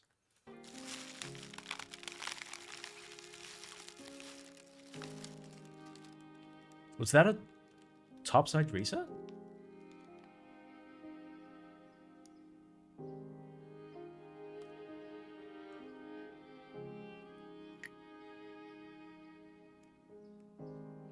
Okay, 3U split. Based. Wait. Oh. See, I do like Gawk, okay? You guys may not like be able to like determine when like I actually like a designer or don't like a designer because I just fucking yell at everything all the time because I'm angry because my life is shit and I need somewhere to fucking like vent my frustrations. I do like Gawk. Gawk is fucking solid. He makes good shit. Like this is like the fucking like 300 IQ shit that I expect from Gawk. Of like, make that part of the PCB just a little bit thicker. Yes. Get Ziplocs for your fucking PCBs, please.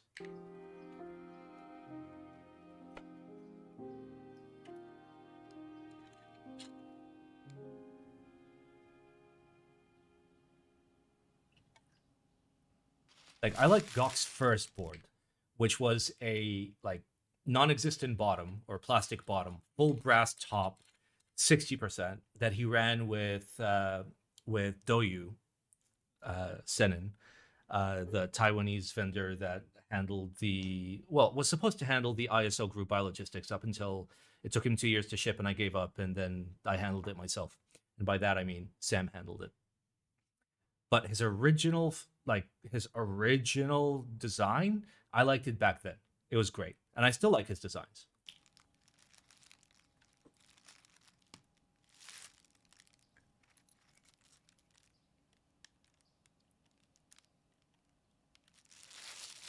Oh my god, is that the real Lenta? What's up, Lenta? Ah, it's a Switch. Yeah, I know it is.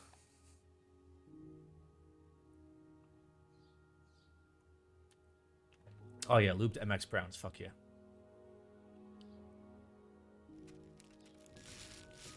Wait, was that a dig?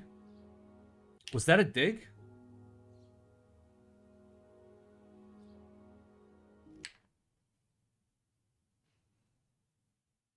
Did you just fucking drop the BM?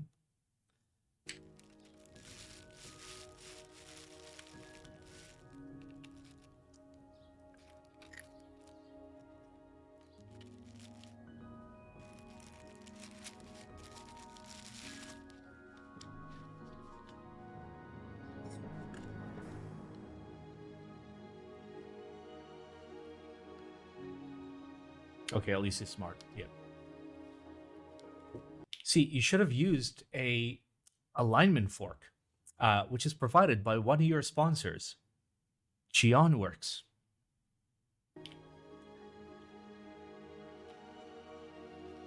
No, using a plate to align doesn't work because the second you flip it over, it falls, just like it did here, and then the switches are still going to be loose. I need to like bully Geon into making like the W1 like plateless thingy, but for like standard TKL layouts and for like standard 65 layouts and 60% layouts. Just so you buy them and you're able to get a perfect solder. And I want him to drop the price because the price was too expensive.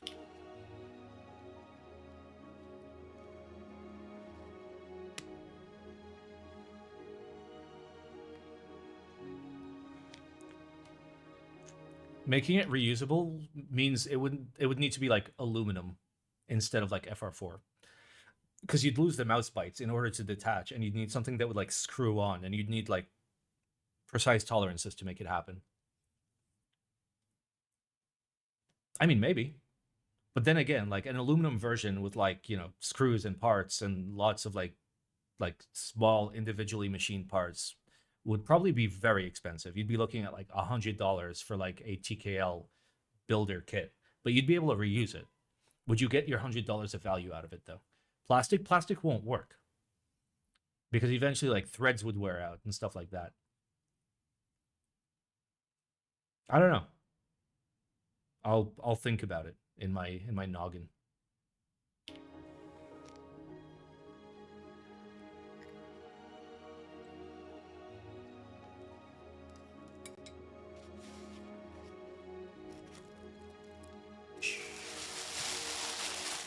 Oh, fuck yeah, the keyboards.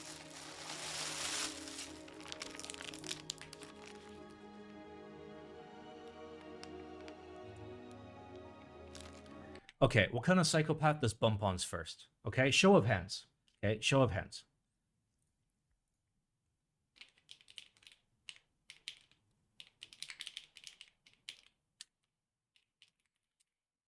Okay, we're going to do just a quick 1 minute, okay? Do you put bump-ons at the beginning or once you've finished everything?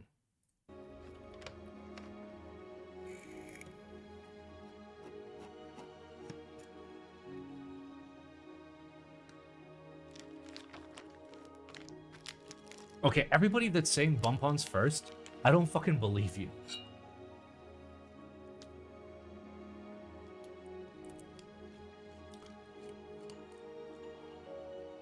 I literally don't believe you.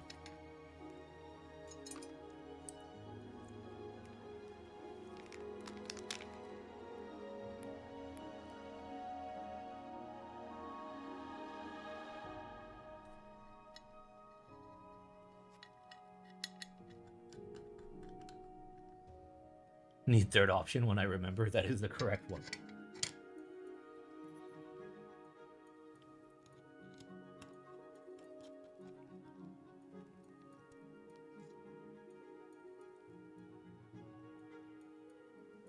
Eesh.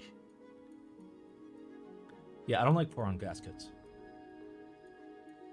Like, give me a nice like hard-ish rubber, like medium weight, like say like 50A Duro. I'm down, but like pour-on is way too soft.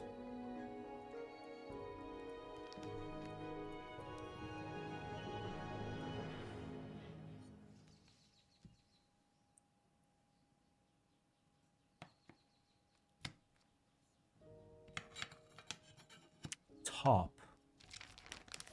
Mole color. It's mole color, guys.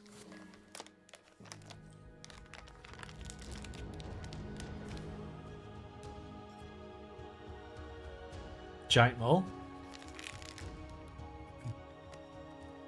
DBO key confirmed OSRS player? Absolutely.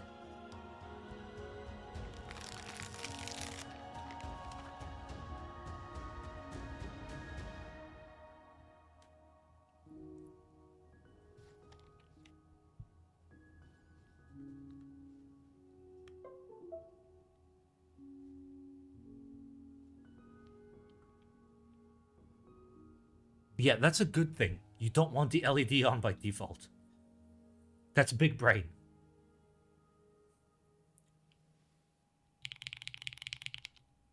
I do wish this plateless board wasn't a fixed layout. By default, a plateless board will be fixed layout. And generally for different layouts, like you'd have an ISO-specific PCB, an ANSI-specific specific PCB. And you can offer like some layout compatibility, but not a huge layout compatibility, because otherwise you're making too many holes.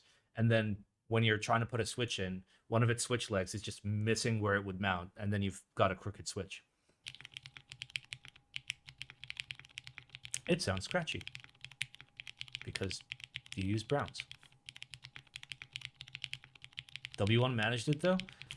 W1 came with the build kit, so the build kit made sure that all your switches were straight when you soldered it, which like is the GOAT. Like by default, yeah, you can like fiddle however you want.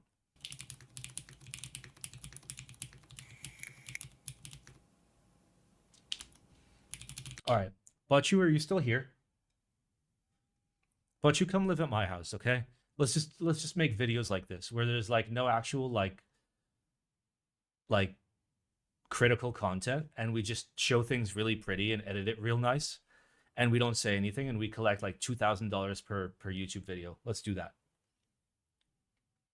I'll give you $5.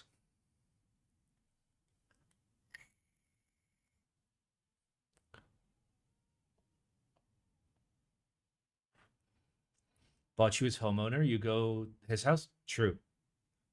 True. Korean.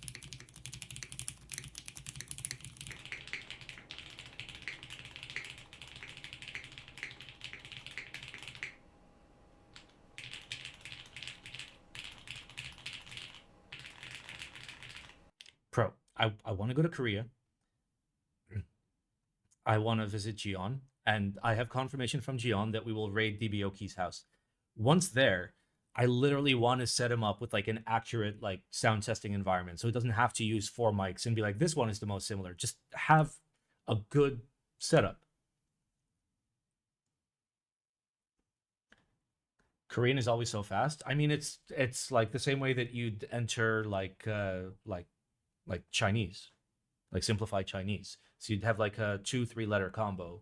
So instead of typing 1 letter, you're used to just pressing 3 letters in quick succession. So of course it seems a lot faster. Lily would be instant cop. Wait. Maybe the play is not plateless kit, but better PCB holes. Well, better. See, here's the issue with better PCB holes. If you go cherry spec at 0.7 diameter for the feet, then cherries are going to fit, gats are going to fit, and a whole bunch of other things aren't going to fit. Okay, but then make them smaller. Okay, cool. Now you've made them smaller. Now if you're going to try to put in cherry or like milky top gats or recent gats, you're going to need to put in like 20 pounds of force or like 8.2 kilos of force for each switch. And even then, it won't be perfectly flat. You might have one side that's a little bit up than the other. So no, the perfect solution is actually to have an alignment plate. That's traditional, okay, yes, traditional Chinese.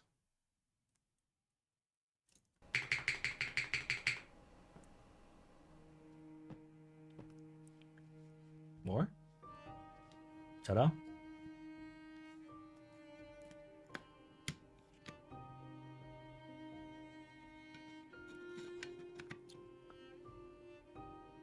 It's actually nice looking. It's a nice looking board.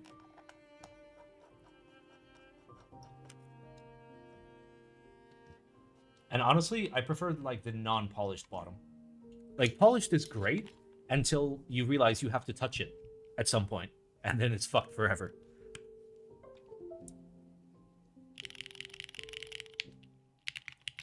Like it looks pretty. Like you remember that full chrome board by that Korean guy that I was in love with? But like if you breathe on it, it's fucked. It's fucked forever. You're never gonna get your like your lung juices out of it. Yes, Ratus.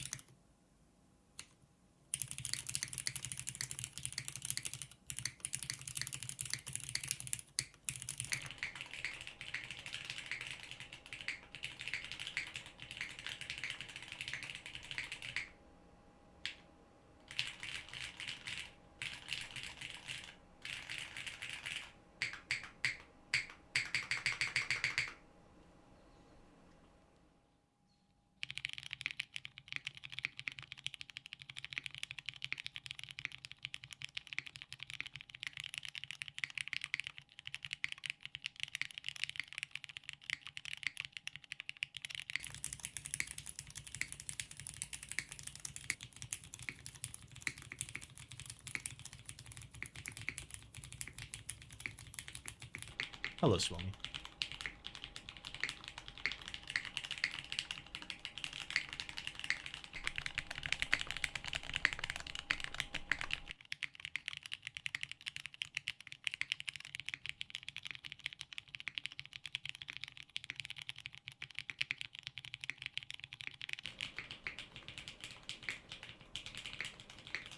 You hate sound tests?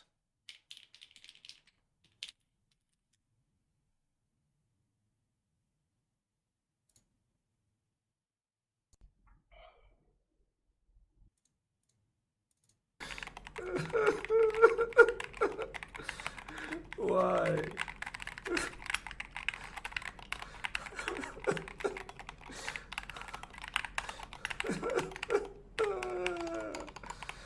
Please. Why have you done this?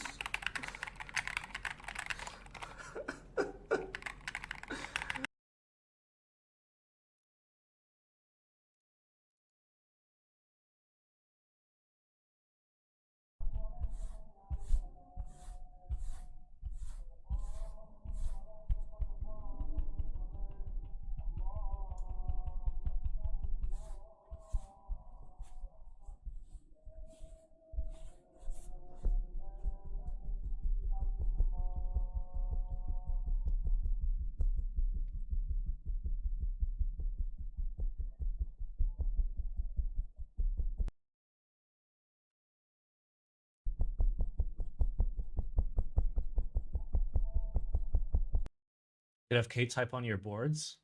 I'm pretty sure for some of my recent videos, she's been doing the typing test. Like this one, I think. Hello, Key. Nope, those are my hands.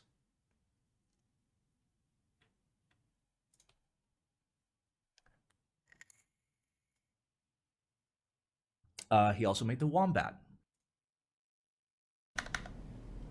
That is also my hand.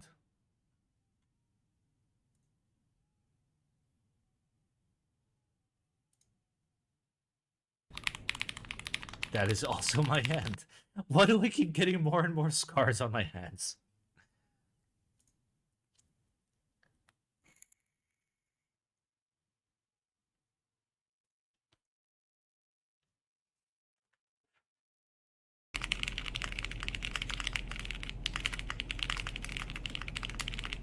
There you go. There's a K-typing test.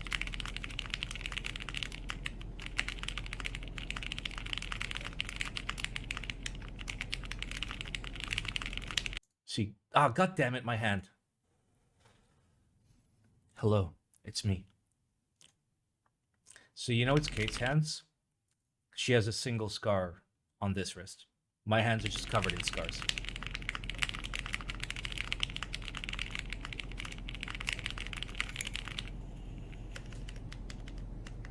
Did you hear me vaping in the background?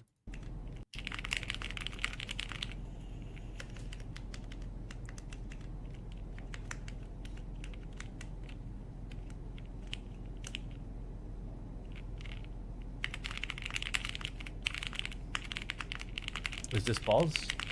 No, this was Rakan's W1.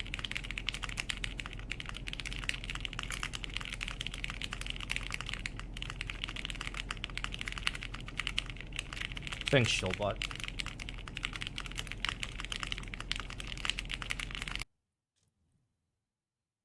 Yeah, he did like the Saudi layout. Anyway, I think tomorrow, finally, I'm gonna shoot the Tech Bear review. It's not gonna be like a normal Simon review where it's 40 minutes long. It's gonna be like the Cycle 7 review where I'm just gonna hit some key points. Like I'll give you the TLDR right now. Do you want a Cycle 7 but don't want to wait until the end of the year to get a Cycle 8? And you don't want to wait till the end of the year to get a Cycle 8? There you go. It's a Cycle 8.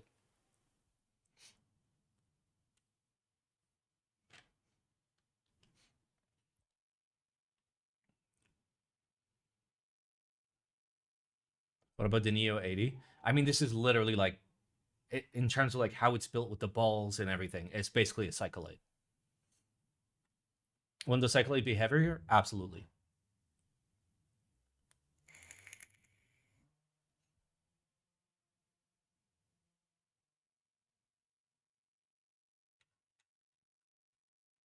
Didn't the group buy already happen?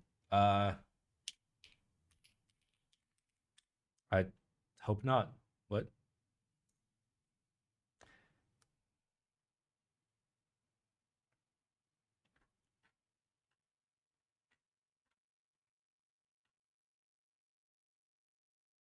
Okay, it's on ClickClack.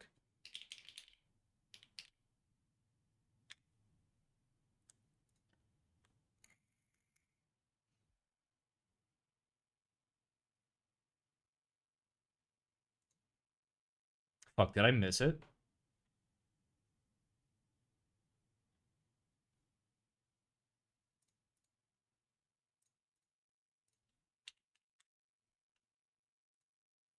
Did I actually miss it? Did I miss it?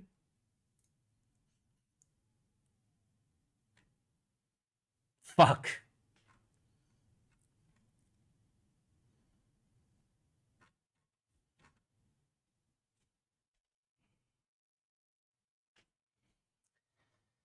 All right, well, review canceled.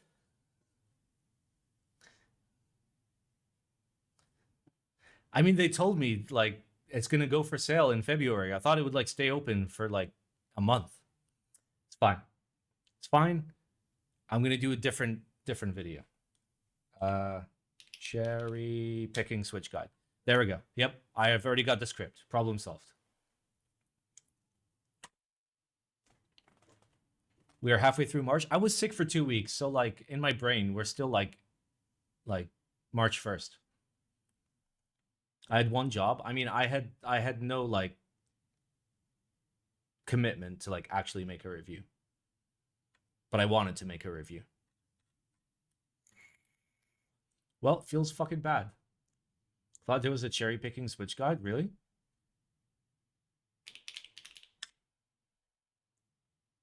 Wait, scroll down. It says March 18th.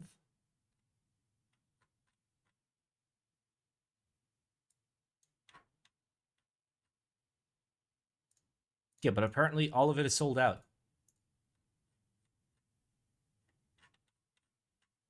Like, all of it is sold out. Everything is sold out.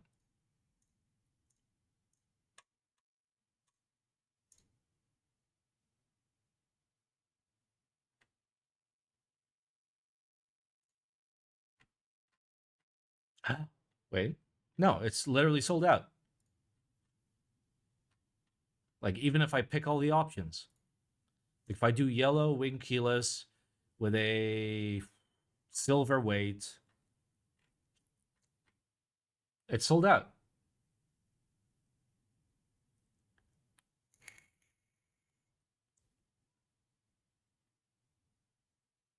Yeah. Yeah, I can see that it says 318, but it's sold out.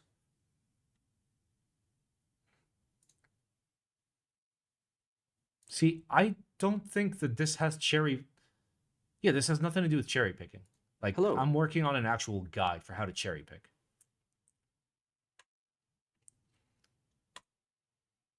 Yeah, so apparently this sold out. Okay, well, Tech Bear review canceled. If you have a time machine, go back in time and buy it, because, like, it's pretty good. I like it. It's literally still on my desk. And it's wireless.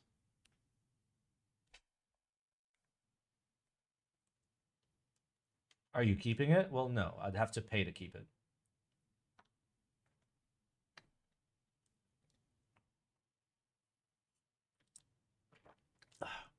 Do I like this or the Lumen Key more? This. The Lumen Key is a worse value proposition. This is a way better value proposition. And also, the firmware works out of the box for this, so. Also, it's a heavier board, which I like personally. And also, like, color options. And also, like, layout options. And also, like, options. Like, the TLDR of this is like, if you want a Cycle 8 and don't want to wait a year, buy this. That's it. That's the whole review. How to cherry pick if you don't know what a good switch sounds like? Yep. That's going to be there, because you don't cherry pick for sound. You cherry pick for feel. As of now, what are my 3 favorite boards?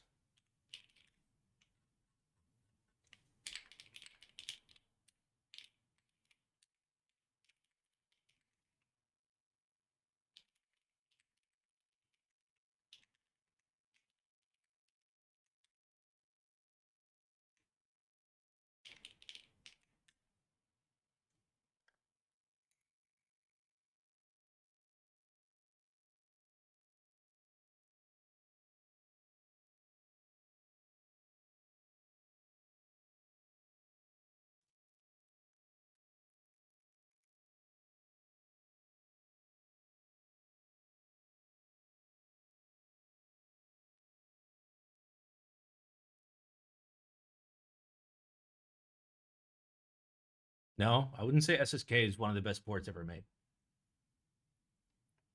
Like, it needs work to, like, be where I want it to be. These are ZMF Aeolus, by the way. I got them before they launched for cheap. Than they currently are. Glare? No. Good, but not the best. Safa? Good, but not the best. These are the 3 best boards ever made. Beamspring? I thought about that. I thought about like a 5100, but they're not really usable in this day and age. They're great, but like require too much maintenance. Cycle 10? No. F1? No. Good board, not the best board ever made. Like, this is fucking sick. This is fucking sick. Mini? Nah. Maybe CLS. Maybe like OTD CLS. Maybe. Maybe. Considering there's like 5 in the world.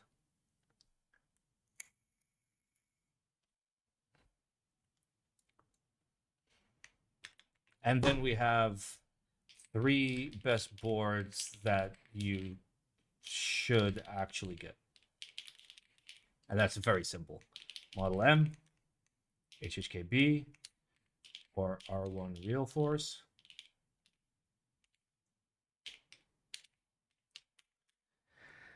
And then for a nice custom that you should absolutely get, there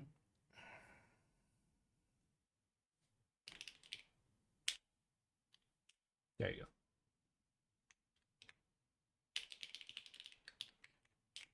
There.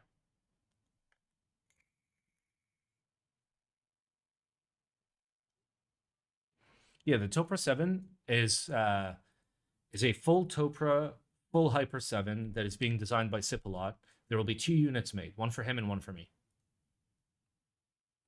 And that's it. And it's going to be bitchin'. It's going to be like a fucking like $3,000 keyboard. Also cheap AEK. So like, I personally wouldn't. I think you'll get like more enjoyment out of a Model M and like a nice Topra board than trying to gamble on an AEK. Because to gamble on an AEK, I mean, it needs work. It needs modernization. Like, you could end up with good oranges. You could end up with salmons. You could end up with just absolute dog shit.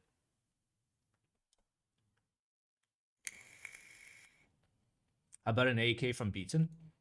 Honestly, some of his AEKs are okay. Some of them are not good. None of them are amazing.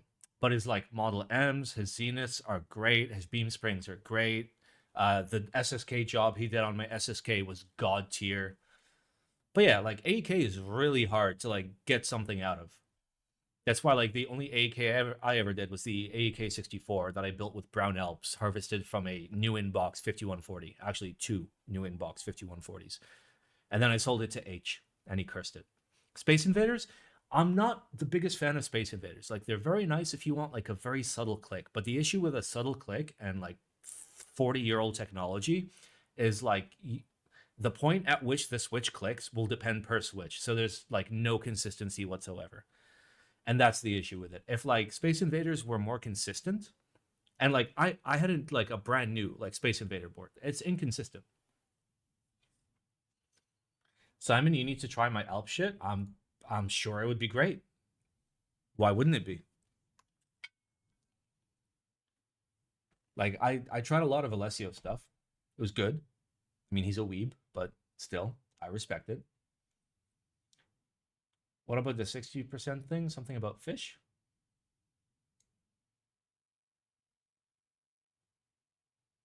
Are you okay? Somebody should make a modern Switch with the clicky Space Invader mechanism. I think it fit within the MX form factor. Unironically, there are like a handful of modern click jacket MX clickies that are still very good. Greetech Razor Greens. Unironically, obviously swap the housing, swap the spring. But like the click jacket itself on the stem, good. If you're willing to get spendy and do some like some Cherry Stoddle or Gattistoddle, and oh no, I'm selling my fucking Gattistoddle board. Oh my god, I didn't even fucking. Okay, well, I'm gonna have to have a discussion with the person that bid on my Orange 80 and just be like, bro, you can't have the switches because I now just remembered that I spent like $300 making those switches, plus another like 300 and something buying the board. Fuck, I can't believe I didn't even fucking think of it. I mean, I'll just give him the Gattistoddle. It's gonna be a huge fucking loss for me. Fuck. Feels bad. Is SMK blue clicky good? What?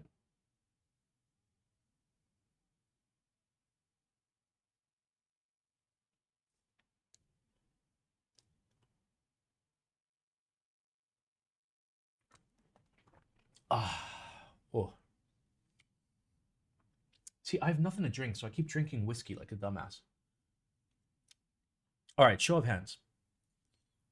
New poll. What do Q&A for a little while and drink beer?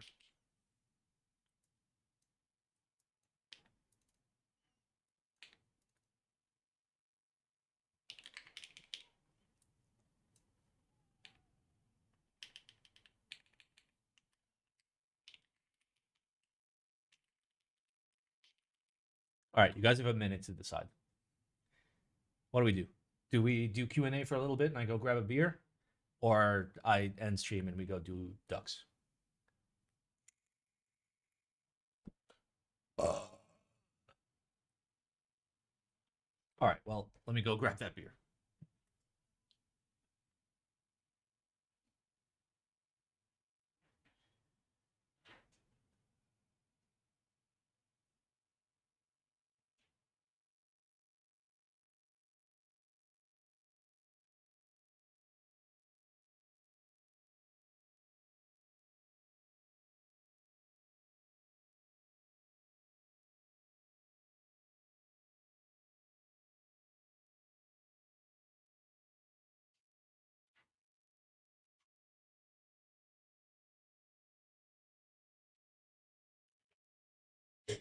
All right. Guess we're doing Q&A for a little while. I got a beer.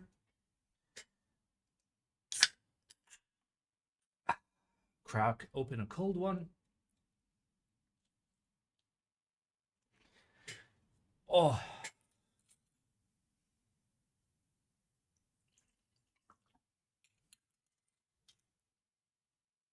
All right. Let's go. RuneScape and whiskey? No, we do RuneScape on Monday. Monday, we'll do a little CBT only account. What config would you go for the F1 group buy? I covered it in a previous stream, but definitely go two-tone. I really like the nice two-tone colors. Like there was the green one, there was like the brown one, and there was another one. There were like 3 really nice two-tone colors that I liked. I'd go for that. Get the like the V1.1 alu plate that just comes with it. Grab the PCB that's designed by grab the CEM3 PCB, and then you're good. Oh, Kish Saver. Yeah, fish. Absolutely.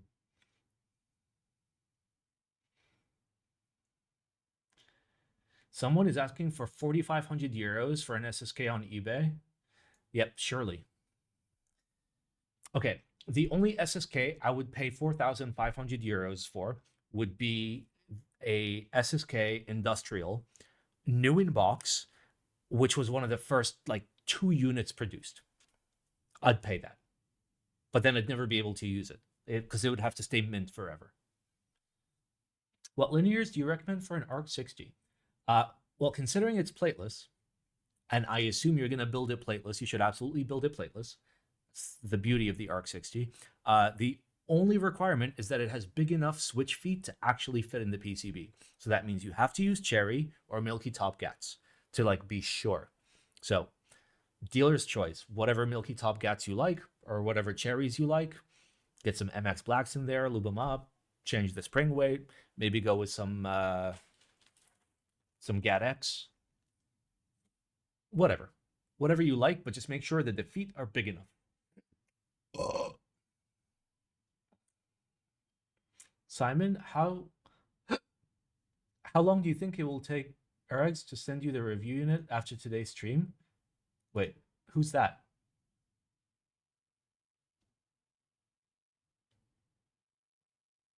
Wait, who's that? I don't know who that is. Why no DK Saver on all-time boards? Because all-time boards was like all-time best boards ever made.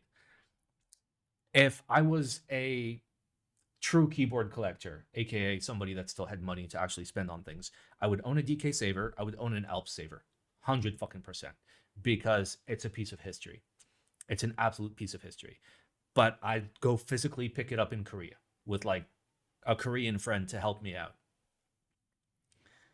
HMX switches, thoughts? They are meme PP length mostly. So fun fact, this is built with HMX.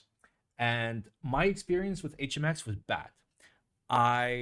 In a batch of 90 switches or 100 switches, I forget, there were 2 switches that literally this is the top piece and it had like snot coming off, like extra plastic that shouldn't have been there, that prevented the switch from even closing. That is a machining or QC failure that I have never seen in another keyboard switch ever. And my current drawer of switches weighs like fucking 25 kilos. And that's like not including the switches that like I've used in other people's builds and sent to them, or switches I've given away, shit like that. I have never seen such poor quality control.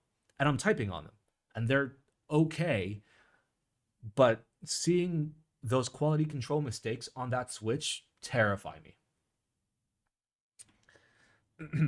Honest question, NWO in 2025. So the only thing that is stopping me from doing the NWO 5000 or the NWO series starting is me having money.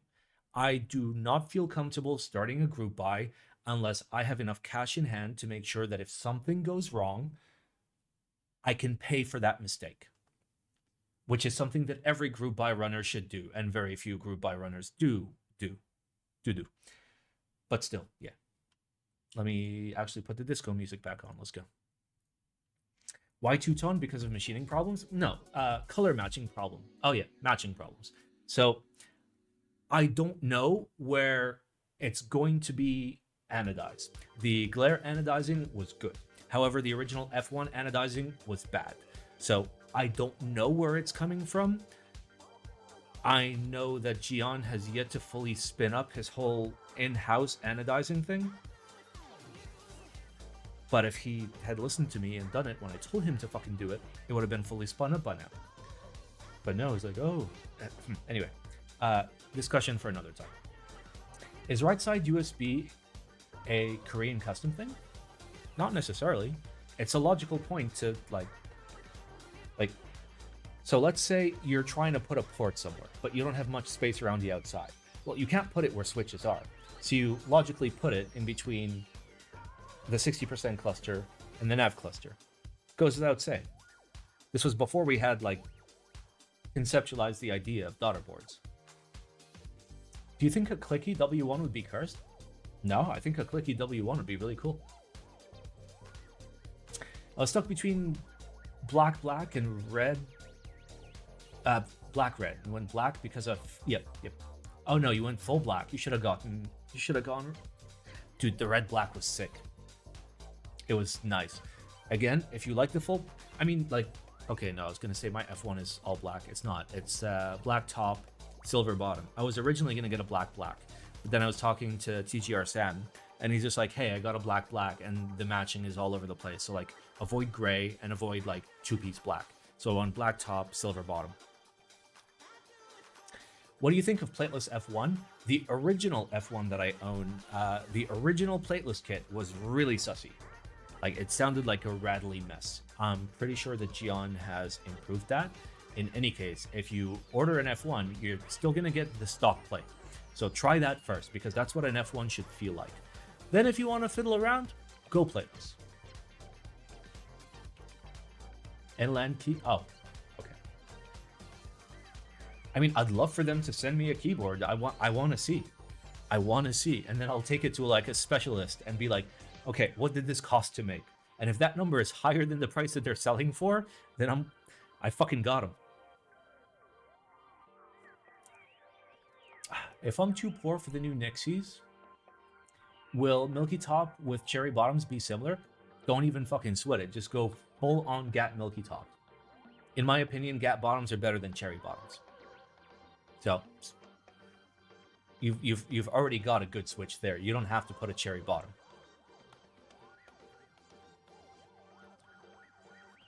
Crew buy runners are poor kids trying to get an ice cream machine. Don't judge. I don't judge. Listen, to each their own. It's just like, I have my set of morals, and that's why I'm fucking broke, and that's why I don't have a job. That's why the stream has no sponsors, and that's why, like, I don't know. Apparently, like, I'm just a big cuck.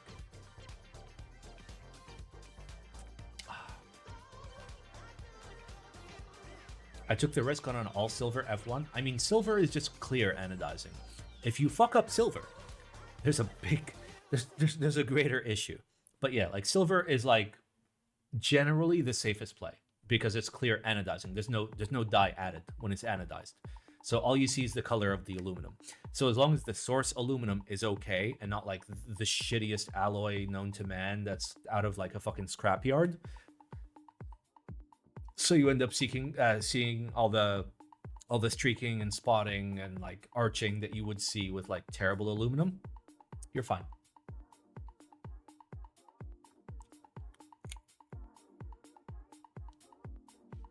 Which menu would you recommend for a one-off? Go with DDS. You can't go wrong. Like, DDS is a little pricey, especially if they don't know you. But at the very least, DDS is somewhat responsible, where if they send you a picture of absolute shit or they mail you a product that's absolute shit, you can just be like, no, fix it. And they'll do it. Depending on your relationship. Obviously, all of this is predicated on the relationship with your representative. So your manufacturer is only as good as your relationship with the manufacturer, no matter what manufacturer it is, because they can have a history that's up here and deliver something that's down here. And if you don't have the relationship to be able to mediate things, then you're going to end up with products down here instead of products up here. And I speak from experience, where I did a run where 90% of units just completely failed and they were all redone. But the only reason why they were all redone is because, like, building a relationship with your representative. It's important. It's business. Like, keyboard business is business too. One green brown based. Is there a best plate for clickies? Yes, but that yes depends on the case. So steel is the best plate for clickies if you're trying to get the maximum resonance out of the clickies. FR4 is the best plate for clickies if you want to just hear the click leaf and basically silence the rest of the switch sound. Alu is great for clickies because it kind of combines both. Carbon fiber is the best for clickies because then you raise the pitch of that click, and as a result, like, it sounds louder. So it really fucking depends. Also, absolutely go ABS for clickies. PBT is gonna deaden it. PBT is like putting like an earmuff on top of it, basically, as opposed to ABS, which is gonna help like distribute that sound. Recommendations from where to do custom ano for a raw board I have. If you're in like America or the EU, don't anodize. Just take it to a good Cerakoter. Don't even fucking bother. The best anodizers are in China.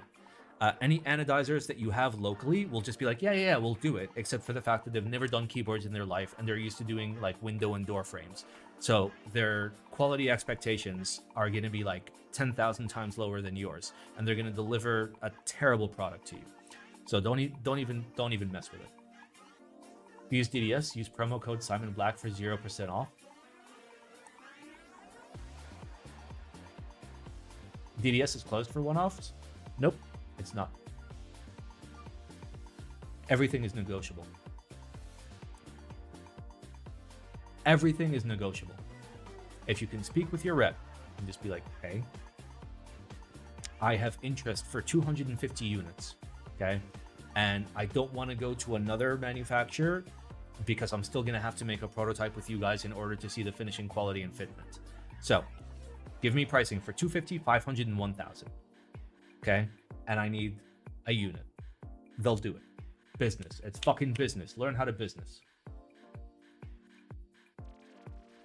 How much can vary the feel and flex from palm plates? I feel like, yeah. So all plastics are, okay, so for example, if I say, palm plate, okay, cool, it's a palm plate. That's the same as me saying alu plate. A 5051 alu plate is not going to be like a 7075 alu plate, especially a tempered 7 series alu plate. A tempered 7 series alu plate is going to sound like steel, whereas like a 5051 or a 5053 or even a 1 series, a 1000 series alu plate is going to sound way deeper. It's the same thing with palm. There are wild variances to what palm is and what polycarbonate is and what PCABS is and what polycarbonate is. So yes, it's going to be huge, which is always why you get samples and you try the samples.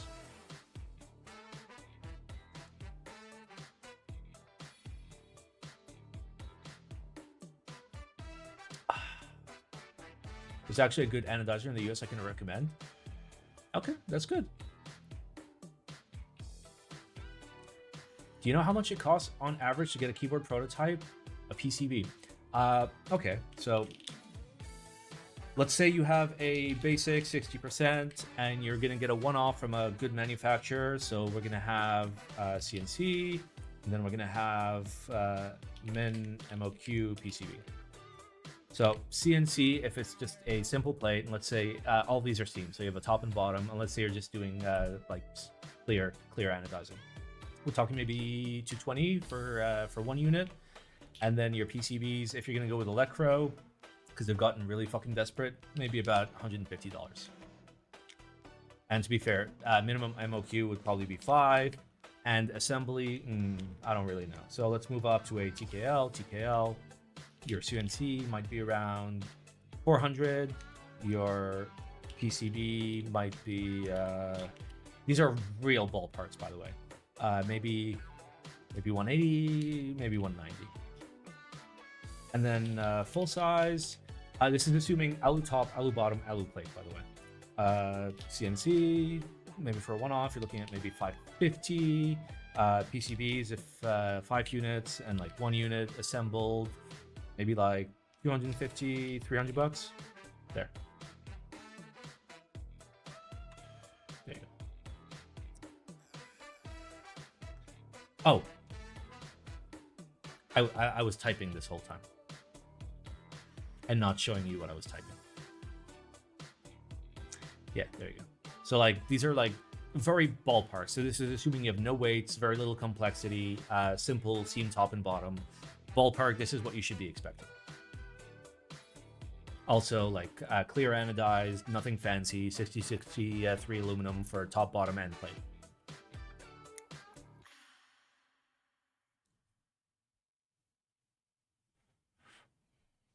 I hope that's helpful. Like, there's a big range. If I wanted to, I could prototype a 60% that would be $5,000 for 1 unit. Because, you know, I went with like fucking titanium and platinum and PVD and hydraulics and like complex curves and like depleted uranium weights and like, I don't know, fully optical PCBs from, you know, a PCB maker that's going to charge me like $5,000. But yeah, there is obviously a range. This is like bottom of the barrel.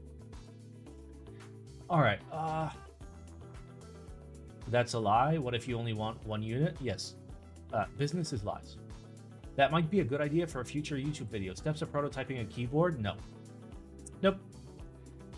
You should do a video of how to do business with manufacturers and vendors? No, because people are going to take that as fucking like scripture and do dumb shit with it. No. It's business 101. It has nothing to do with keyboards. If you are incapable of thinking like a business person, you should not be in business, period.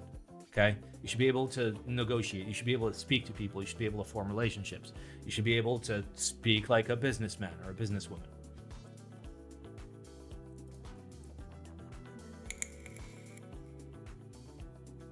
My TKL with an internal weight was about 450 for a proto from Hongtu. Yeah, that sounds about right.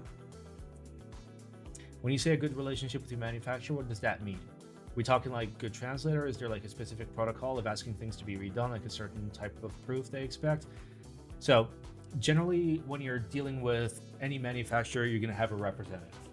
And that representative is the only person in the entire company that is going to ever stand up for you, because the head honchos of the company are never going to give a fuck about you. So step 1, be courteous, be polite, be understanding. Understand where they're from, where they grew up, the area, the things that they like. You're forming a friendship with your representative. Okay? It's not to take advantage of them, it's being a decent fucking human being. Thing number 2, you make it very, very, very clear from the get-go what you're looking for. and you also need to like be careful of the pitfalls. You need to make it clear that, hey, listen, this is like, I understand you guys do a lot of CNC, but for keyboards, finishing continuity is a lot more important than other things. And yes, I understand that there will be finishing failures, but I need you to help me get the best possible finishing quality that I can get. And then they have their side, which could be like, oh, well, even Apple makes anodizing mistakes, and I'm like, yeah, they sure do, but they don't sell those to customers, they destroy them. So things like that, you have to learn the pitfalls, be able to avoid the pitfalls, generate a relationship, make sure that everything is very clear. You speak to your rep and you say, listen, I know that it might cost more than average, but like this is the level of quality that I'm expecting. So like basically price in the risk to the quote that you're giving me, because I prefer that you price in the risk versus shipping it to me across the planet, me looking at them and having to mail it back to you on your own dime to fucking fix it. I'm looking out for you, the rep, that kind of stuff. Yeah. Generally, you shouldn't need to ask for things to be redone unless they've really fucked up. The point is to make it very clear what you want from the get-go. Teach me how to breathe, please. Somebody didn't watch the tutorial. If you're just a designer with a passion for keyboards, would you try and get a partner who's business savvy then? Well, yeah. That's what Gion did. Glare is the keyboard guy. Gion is the business guy. I mean, he's more an engineer than a businessman, but like he's learning. He's learning. Like, he's older than me, and I'm still giving him some business advice, and then like sitting and watching for like 8 months until he finally realizes what I told him was right, and then he does what I said. Then again, I still tell him a lot of stupid shit, and he should absolutely ignore that. But yeah, like, you obviously you should be passionate about keyboards. Obviously, anybody that gets into this hobby and wants to like make something for everyone else should be passionate about keyboards. On the other hand, there should be somebody that can do some basic risk analysis, somebody that understands MLQ scaling, loss, slippage, all that sort of shit. Alternatively, you can just learn it all yourself. I learned it all myself. When I look at a group buy, I'm calculating everything at the same time. Then again, I'm not a designer. The very little design I've done on stream, on Fusion, and you can tell that graphic design is my passion. I'm more the business type.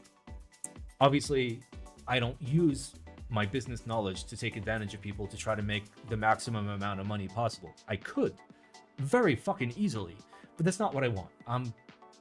I am very passionate about keyboards, but I'm more on the business side than like the creative side. So like, I want, people on board that are going to be creative and have like the same mentality that I do, which is, hey, we're going to make something really good. Don't fucking expect to make any money out of it. But at the very least, we're going to make history. We're going to make an iconic board that people are going to love and want for many years to come. And maybe down the line, there will be money, but like, we're not in this for the money. We're in this because we love keyboards. Neither of those is good for protos. Remember the golden rule.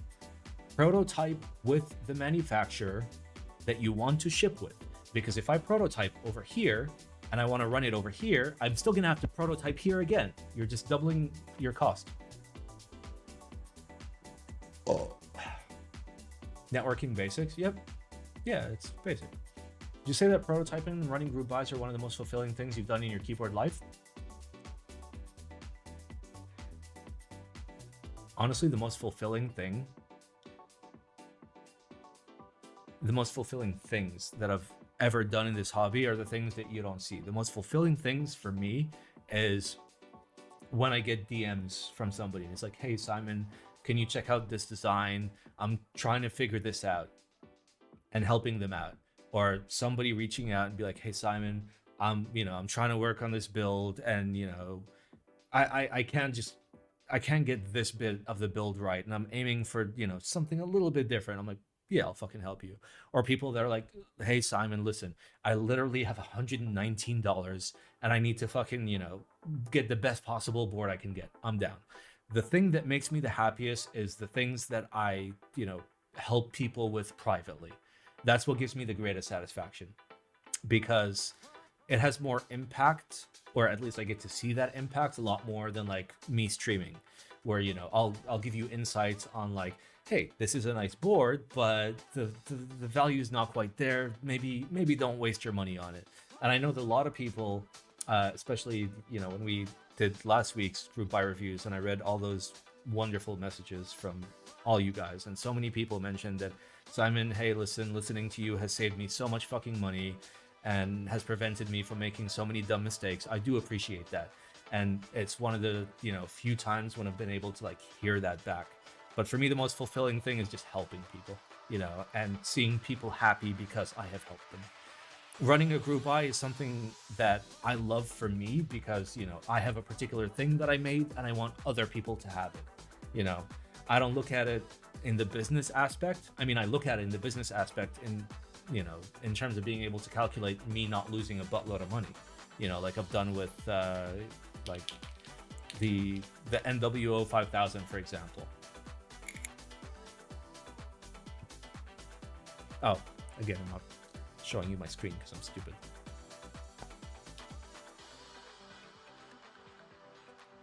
But like, this is for a board that isn't even like fully designed yet.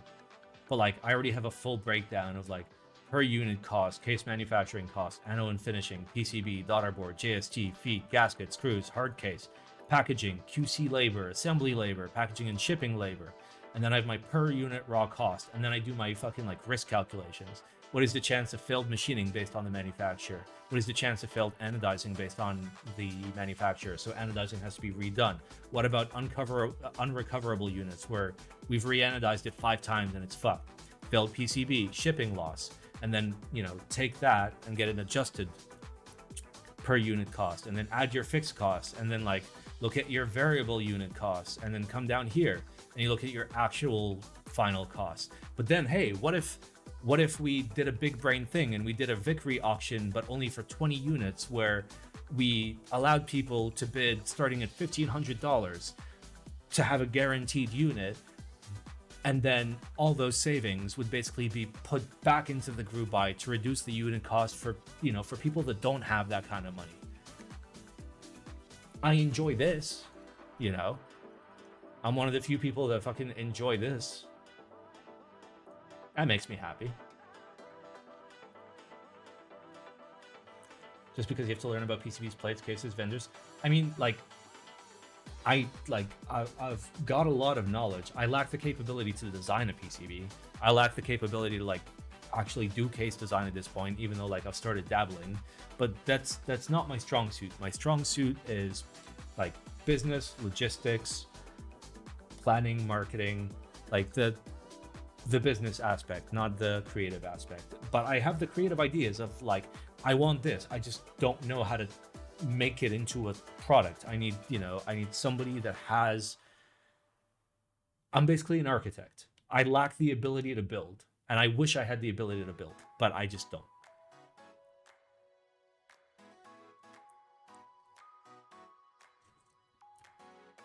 Most fulfilling thing is making keyboard friends. That's absolutely true. That's absolutely true. Considering I have now sold basically my entire keyboard collection, everything that I've worked on. And like, it's not about money. It's about like, there are builds in there that took me months. There are builds in there that took me 4 to 6 months to just get perfect. And now I'm never going to see them again. There are boards that I'm truly going to fucking miss, where like I really fucking put the effort in. And I know that nobody's going to appreciate that effort like I will, or, like I did appreciate that effort. But the fact that I'm not completely fucking torn up about it is because of this. The most fulfilling thing is making keyboard friends. And at the end of the day, even though I spent, let's say, 4 to 6 months working on my Jane 2 build and like at least 4 months working on my Duck Viper build and like 8 months working on my fucking like Orange 80 build. It is what it is.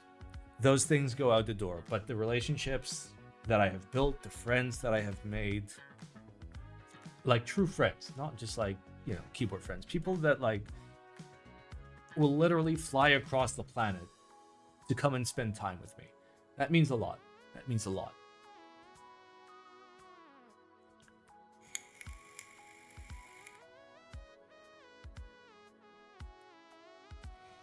I mean, to be fair, like originally I didn't want to learn about logistics, key design, and all of that. I basically just handed it off to Senin of Douyu Studio in Taiwan, and I was like, "Hey, you handle the group buy for the ISO." But I still wasn't like 100% sure if I could trust him, so I literally flew to Taiwan and I quality controlled each and every unit and did like anodization matching by hand, and then replaced the screws, cleaned out the threads, packed them, flashed the PCBs, all on my own. And I realized how much I liked it. And then when it came to the logistics part and he struggled to ship for 2 years, I was like, you know what? Fuck it. I'll learn that too, you know? It wasn't out of like love, it was out of just like picking up the slack. I was like, okay, fine, I'll figure it out. I can figure shit out.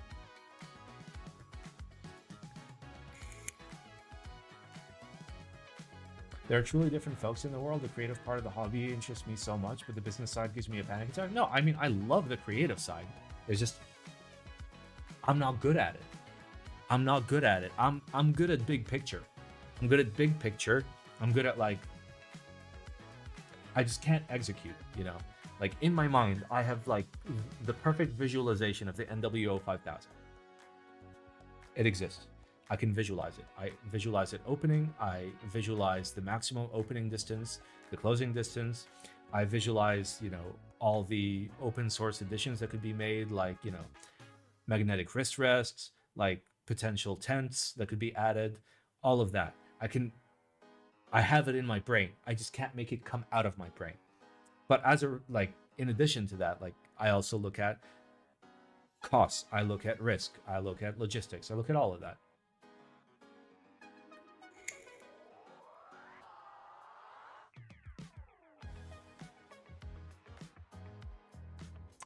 Makes you learn to be able to see through the bullshit, and if it's a passion project or cash grab, yeah, of course.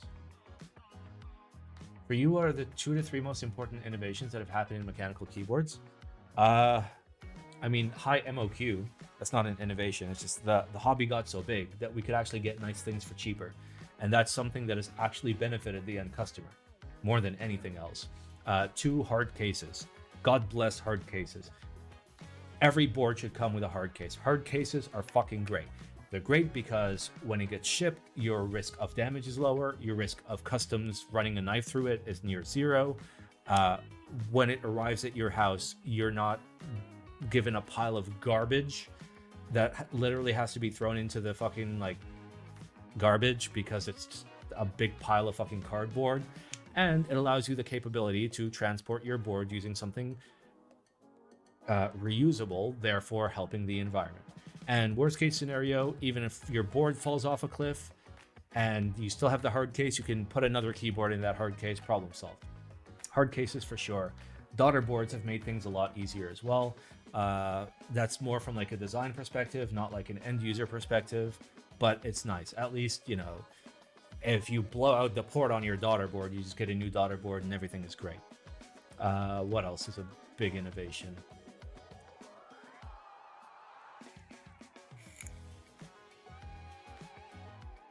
VNVL. Just prior to that, we were using PS2AV, using Bootmapper client, which was bad, real bad. That's a big innovation. The people that like put the work into VIA, which is, I don't know all the people involved. I know Wilba put a lot of work into it. I know Olivia put a lot of work into it, and I appreciate their work. It's come a long way. Nice things for cheaper has been so good for us. Yes, there's such a clear difference between years ago and now. It's great for noobs. Yeah, absolutely. I mean, there's also a trade-off where like if things get so cheap, then people don't understand that the high end exists and why that high end exists, you know? You can buy, you know, a Toyota Corolla for, I don't know, starting at $19,000, brand fucking new. But, you know, there are supercars that cost $2 to $4 million, $10 million. It's not that they're not worth that price. It's, you know, the things that they're offering are so fucking niche that it makes sense for some people. I like to believe the same thing. Obviously, there is a middle ground. Think like, you know, like Mercedes S-Class or a fucking like Corvette, like whatever the new generation of the Corvette is. You know, they're like $120,000 to $140,000 cars. And yeah, those fucking exist. They're 10 times the price of like an entry-level car, but people still buy them, not because they're stupid, but because there's still value there, because they're still doing something very, very special. So as long as like, I mean, okay, in the simplest way, when you say noobs, for me, a noob is still capable of learning. A normie is not capable of learning. Somebody that enters the hobby and sees there's so many things, but actually has the curiosity and the will to learn and will ask questions, that is a noob, and that noob will eventually become an enthusiast. Then you have normies that will literally run a faucet on their fucking key codes. Hot dog mount? Balls is great.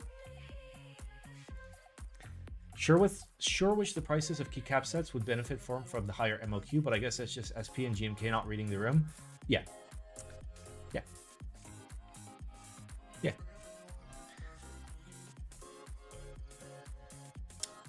GMK and SP are dead. They're dead companies that don't realize how dead they are yet. And I know that might seem like hyperbole, and it might seem like I'm just saying things that, you know, sound provocative or whatever.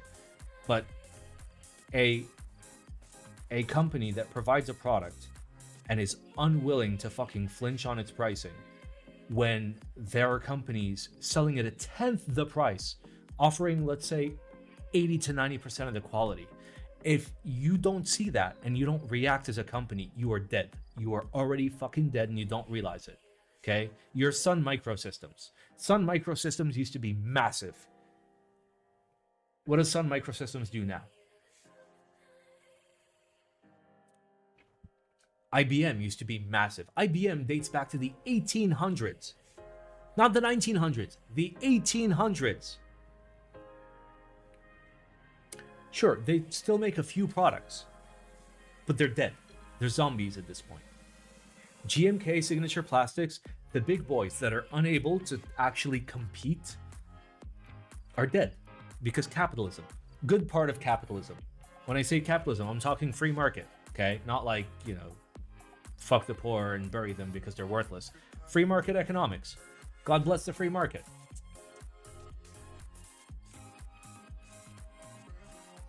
Nicest thing about things getting cheaper is preventing people from buying $200 gaming boards.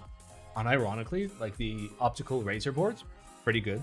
The optical SteelSeries boards, pretty good. Leopold's, the finest triple shot PBT in the land that nobody has been able to compete with, by the way. Obviously, you don't get the key mapping ability of VIA and all of that, but yeah. At least it offers customization at a price that is actually achievable to the average person.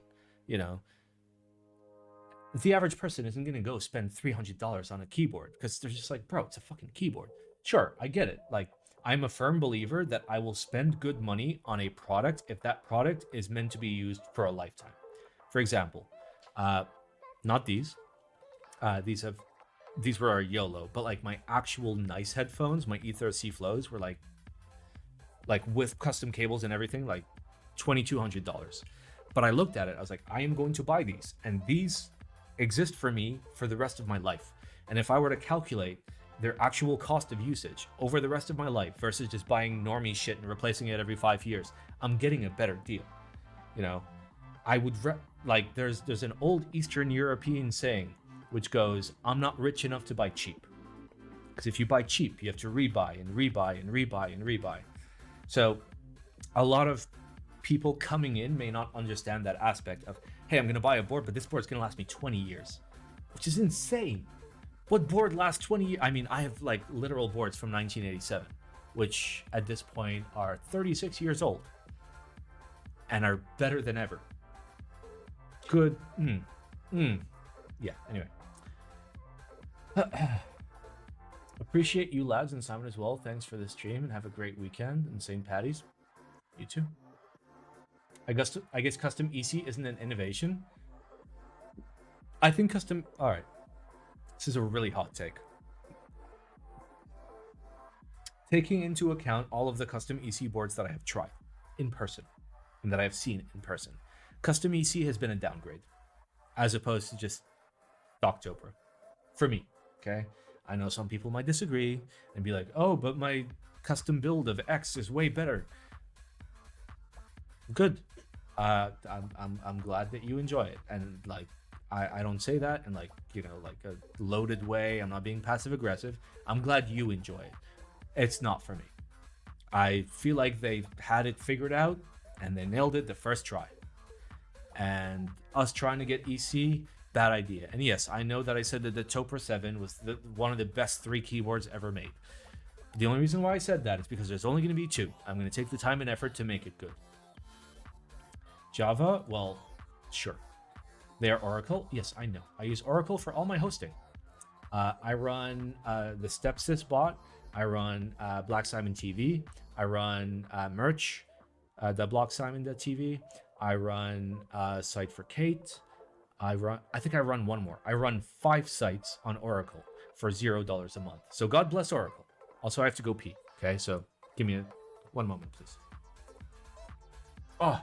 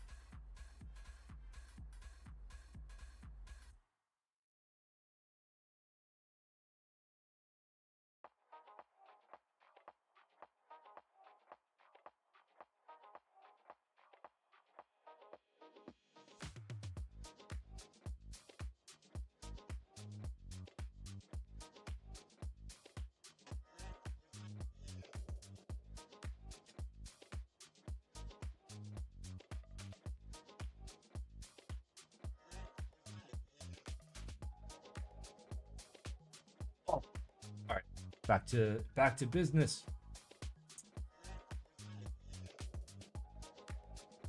Sun 5 and 5C still okay. So when I was talking about Sun and IBM, I'm talking about like back in their heyday when like IBM had a literal monopoly on every computer ever made. They're dead in comparison. And yes, Sun is Java, and Sun still does like stuff, but like back in the day, they were the source for like actual like clustered computing or supercomputing. IBM made IBM made tanks. IBM made typewriters. IBM is like the Samsung, but not of Korea. Where like, if you actually look super deep into Samsung, you realize that like they make fish. Like they fish and sell it, and they do like heating and cooling and tanks and pharmaceuticals and real estate, and they fucking do everything. And IBM is like that. But IBM back in the day versus IBM now. Last week I got a QK60 as a lightweight beater, and the price is amazing. You couldn't get that in the 2022 hobby? Absolutely. Yeah. There's good shit now. There's so much good shit. Unironically, okay? This is like $160 TKL, okay? With like a big old fucking like stainless steel weight and like internal brass weights and wireless and good finishing and good layout support and fucking balls and like a flexi plate. And also I'm like pretty sure I broke it, so give me a second please. Also look at that brass.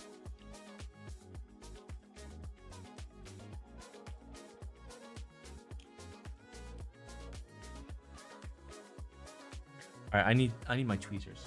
Bro, where are my tweezers? Oh no, they're outside. I was using them to pluck PP hairs from ham.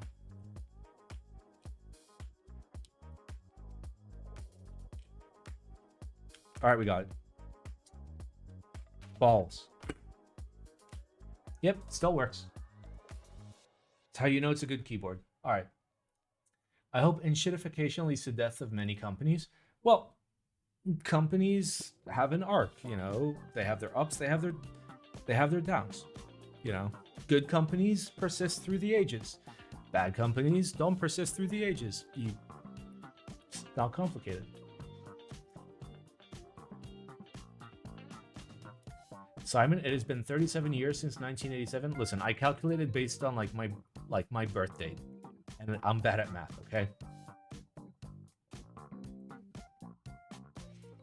Oracle is fine and dandy until they delete your account without notice. Hope you have backups. I like to live dangerously. I have some backups. Hello? Oh, it's me. Hi. Simon's pajama jams look so cute. I love it when streamers look comfy. Yeah, these were a gift from Kate. They're one of 2 pants that I own. Also, I own 2 jeans. Those are the only pants that I own. I got these as a birthmas present. So birthday and Christmas, because my birthday is near Christmas. And, you know, if your birthday is near Christmas, you understand the pain of getting birthmas presents. You pee very fast? Do I? I'm gonna wash my hands. Isn't GE the Samsung of USA? Well, GE at least split into like many different companies. There's like GE like power generation. There's GE for like medical equipment. There's GE for consumer electronics. Like they split into different companies. Would you consider switch openers to be an important innovation? We've always had switch openers. Like we had like OG switch openers. I don't think I have one on my desk. Like just the flat piece of metal with the 2 little prongs. We've always had that. It's hardly an innovation.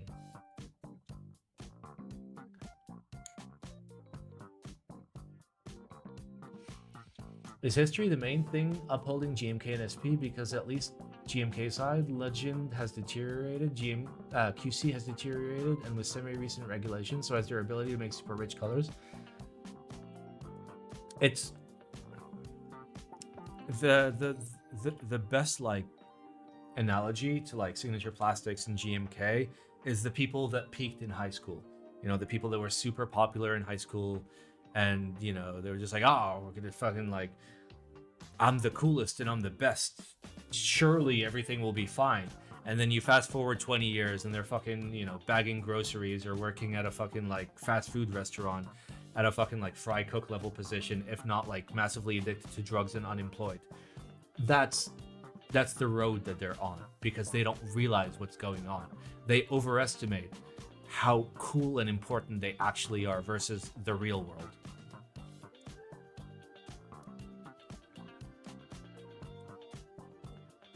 You're gonna need more pants in the cold of the US. I mean, you just wear jeans, and if it's super cold, you throw on underpants. But yeah, Honeywell is the Samsung of the US. I'm familiar with Honeywell's offerings. They've got a lot of shit. I wouldn't call them the Samsung of the US. Personally.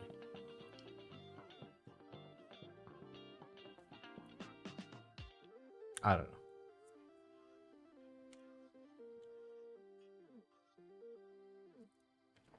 Oh.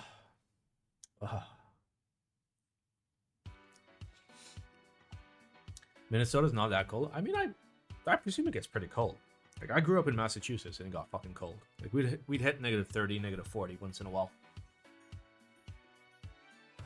I mean, it's fine. You're like at home in an office or in a car, so like as long as the heating is working, it's fine. As long as you're not like doing outdoor labor when it's like below freezing, you're chilling.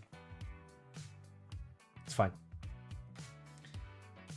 Like I own no jackets, by the way. So like my plan is like the second we land in Minnesota or in Chicago, it depends where we have to land, because like we might not cats. Like there are only a few like places where like we can land with the cats also landing with us. But my plan is to just fucking hit up like Salvation Army or whatever. Pick up like a couple coats, warm pants. Get nice and warm.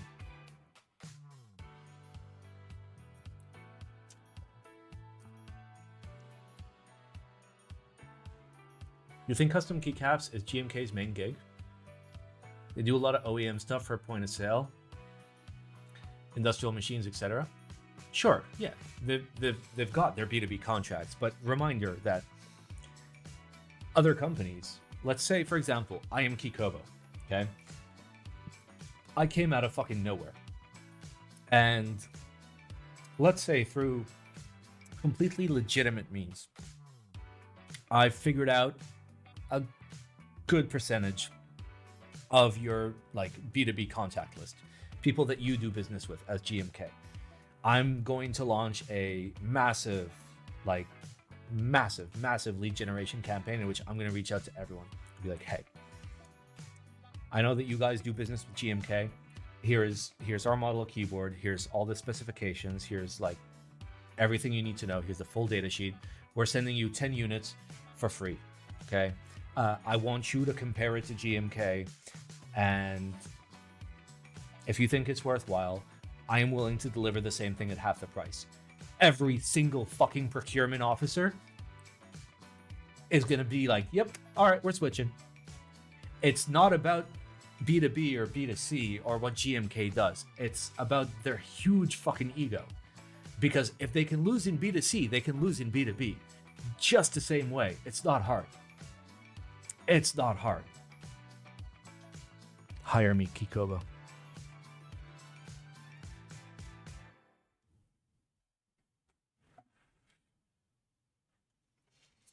And even if like, oh, like made in EU or fucking like made in US fucking matters, it's fine. You open up a factory there and you can still fucking deliver at half the price, because made in US really depends on what the product you're selling is for it to be deemed made in the US, because final assembly is what counts in the vast majority of fabrication.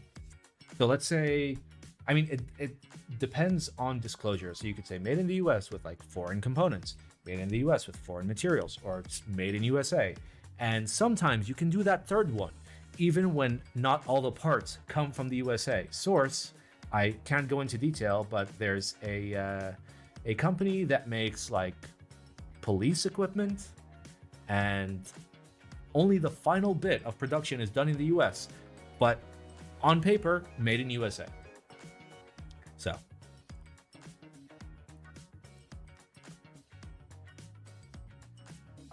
GMK must have government contracts to convince the...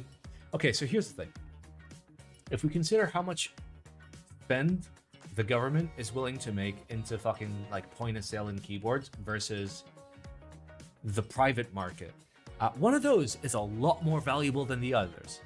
So let's say theoretically GMK has all the government contracts and they lose all their private contracts. They're fucked, because government contracts are not as big as you think they are.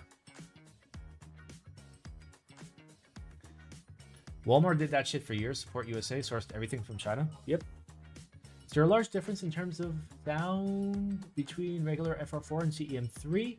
There is. May I give you my science spreadsheet? There you go. And on the science spreadsheet. Good job, Google. All right. You can go to... is there a PCB? Yeah, PCB sound. And then PCB material, FR4, CEM3. So this is a spreadsheet that talks about only sound. and the difference in sound in everything in a keyboard build. Obviously, your experience may vary because different boards are different boards. Generally though, CM3 is going to be a little bit higher pitched, but it's going to give you a little bit more flex.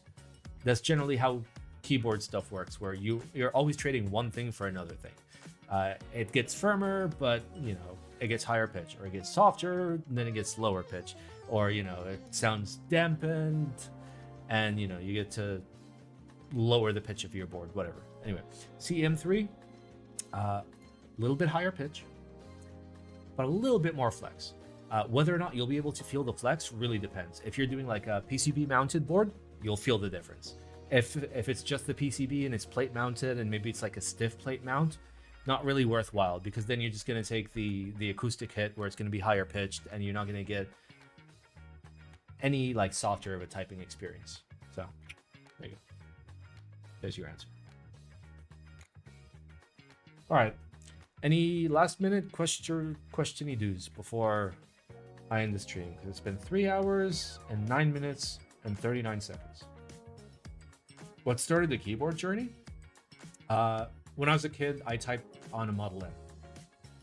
That's what started the keyboard journey. And then when I became an adult, and I was like, why can't I buy Model M's anymore? Let me try and find something similar. So what I found was like, oh, well, you can buy mechanical switches. So I bought I'm not going to say. And I tried that. And I'm like, oh, well, this is better than like normal shit. But like, I still want buckling spring. So yeah. So I think I typed on buckling spring, and then I typed on Alps, and then eventually I made my way towards like shitty domes. Have you tried a tinted Alice layout before?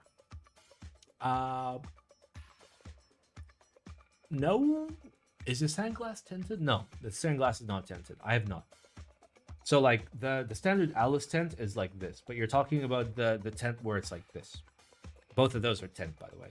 I have not tried this. I don't know. Might be cool. How do you like Alps now? I'm down with Alps. Blue Alps, brown Alps, neon green Alps, like high level Alps. Absolutely, I'm down. Linear Alps, no. Absolutely get the fuck out. MX are better for linear. I do like Alps. Even like some like light clickies. We're talking like whites or blacks, as long as they're super clean. Maybe some dampened creams. Maybe some salmons if you're, I don't know. I'd still prefer browns over salmons, but like browns with a replaced spring, so it's a little bit less heavy. Cheap Alps, I'm not a big fan. I'm not a big fan of cheap Alps because, I mean, you get what you pay for. With cheap Alps, you get all the disadvantages of Alps, which is it's going to collect dust like a motherfucker. You're going to need to maintain it all the time, and you're not going to get that consistency that you want to get. The benefit is, okay, it's a little bit more tactile than MX, or it's a little bit more clicky than MX. So for me to make it worthwhile, it needs to be like godly tactile or godly clicky. That's what makes it for me. The benefits need to be better than the cons. And for like mid-level Alps, like like pines, whites, blacks, just like normal Alps, it doesn't do it for me, because like you're gonna have to like open it up every 6 months, fucking like R059 all the interiors, leave it out for 24 hours to dry. It's a pain. When are you moving back to the US? Unclear. It depends on visa stuff. So my plan is a year from now I should be in the US. I don't know how long it's gonna take. I could be there before 1 year. I could be there long after 1 year. Thanks, America. Is it worth trying Alps in an F1? No, I would listen. For anyone that's trying to like toy with an F1, maybe you own an F1 already, maybe you don't own an F1, maybe you're dreaming of owning an F1. You get an F1 with the stock aluminum plate, the V1 or the V1.1 or whatever the fuck. You put lubed MX blacks in it, okay? Oh, but Simon, I don't put lubed MX blacks in it, okay? And then type on it. That is your baseline. That is what an F1 should be. Then, if you want to start getting creative, you want to deepen it, you want to lighten it, you want to play around with some stuff, that's fine. But first, lubed MX black, standard alu plate in your F1. That's what I did first. And then I was like, oh, let me go plateless. Let me go, let me go GAT Milky Top. I fucking hated it. And I went back to MX Blacks in an alu plate. Films for the MX Blacks. The TLDR of films is you only film when you need to film. Why do we film? That's the question. Why would you film a Switch? We don't just film it for shits and giggles, right? So filming gives a little bit of a protective barrier between the bottom and the top of a Switch. Notably, for when the top of the Switch doesn't clip on super tight and there's a little bit of wobble. So as long as you don't have wobbly tops, which you shouldn't, unless you're like ripping off the tops of your Switches with fucking like cheese graters or like big knives, you shouldn't need to film it. So in general, we film things when we need to film things. Alps in the F1 FE might be pretty good. Ooh, actually, maybe. I'm willing to give it a shot. F1 alu plate, milky tops, and ABS caps, that's also acceptable. Am I losing much if going Nexies instead of blacks on the F1? Yeah, that's fine. That's fine, dude. They're still cherries, it's fine. I'm gonna try H1s and F1. Am I screwed? No, you're not necessarily screwed. I'm just saying the baseline is cherry blacks, okay? You're gonna end up on like one side of the line or the other, and that's fine. That's the whole point of this hobby, okay? Listen, I have my preferences, okay? We all have our preferences, and like when people ask me for advice, it's based off my preferences. There are things I like that maybe you don't like. There are things that you like that maybe I don't like. But like for me, like I have my benchmarks, and my benchmark for the F1 is with like just standard like MX switches. They don't have to be blacks because you're gonna spring swap them. So if you want to try something else, do it. Don't fucking listen to me. Do it. Try it. What's it gonna cost you? It's gonna cost you what, 30 minutes of soldering to like put it together. And if you don't like it, fine. You get out your big black desolder gun, or if you're very rich, you get out your FR301. This was a gift, by the way. I'm not rich, and you give it another go. That's the whole point of our hobby, dude. It's the whole point of our hobby. But what I do recommend is if you do get an F1 and like you're not sure, like if it's still like up in the air, go for just nylon MX switches. So MX blacks, MX reds, doesn't fucking matter what they are because you're gonna swap the springs in the alu plate, and then see where you want to go from there. Like dealing with keyboards is like dealing with like wine tasting or whiskey tasting. When you first taste the whiskey, you're like, yeah, this tastes like burning. Or when you taste the wine, you're like, yep, this just tastes like fucking like super acidic grapes. But when you have like multiple wines or multiple whiskeys, it becomes a lot easier for you to like figure out where it should go, right? It's very easy to learn to taste things, but when we learn to taste, you taste things like within a range. Same thing for the F1. Start with MX blacks, alu plate. That's your baseline. And then from there, you can be like, okay, this is a little too high pitch for me. Then you go milky tops, or maybe you swap your caps from ABS to PBT, or you want it a little bit louder. Okay, then you might go with a little bit of a higher pitch switch. Then you may go JWK, HMX, something like that. But yeah, that's the idea. I heard to film cherry switches though. Okay. I heard to put very large gags over every human I ever see, because some humans are very loud, so it's good to gag them. We do things for reasons. We don't do things for no reason. We don't film cherries for no fucking reason. We film cherries if there's a reason to film them.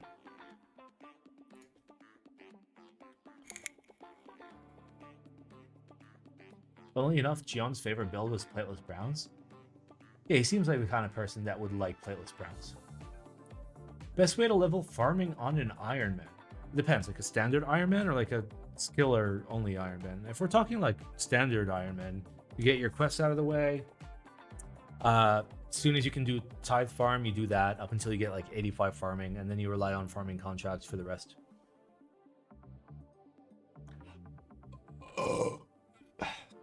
Stabilizers?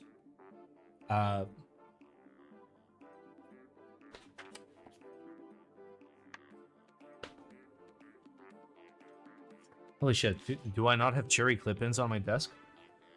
Cherry clip-ins, $5.31. They're probably more expensive now. Like $5 and something cents, cheap. Good stabs. Buy them. It's like the audiophile community, not everyone will like the same headphones. Yeah, exactly. And it's exactly like the audiophile community, because then you'll have like a whole bunch of fucking dumbasses. They're like, oh, but the graph shows that it goes like this, but the graph should be flat because clearly our ears hear graphs instead of sounds. Yeah, obviously. There's no objective measurement for what people will fucking like. You know? Some of the best headphones ever made are the headphones that measure the fucking worst on a graph. The headphones that I own, my favorite headphones, measure terribly, but are some of the most enjoyable closed back headphones I have ever fucking tried. So yeah, same thing. Standard Iron Man? Yeah, you're chilling. You're chilling. Don't worry about it. You're gonna get those levels. Obviously, like, use all your lamps on it. Found films can make a big difference in sound. Yes. So there's technically two reasons to film. Reason number one is if you've got a little bit of movement on the tops of your switches and they don't sit perfectly flush.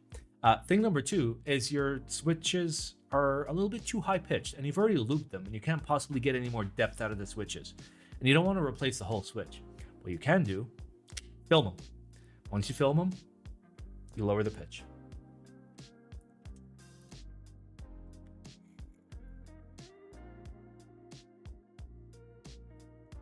Also, yes, clip-in cherry, C3 stabs. Clip-in cherry, C3 stabs. Clip-in cherry, C3 stabs.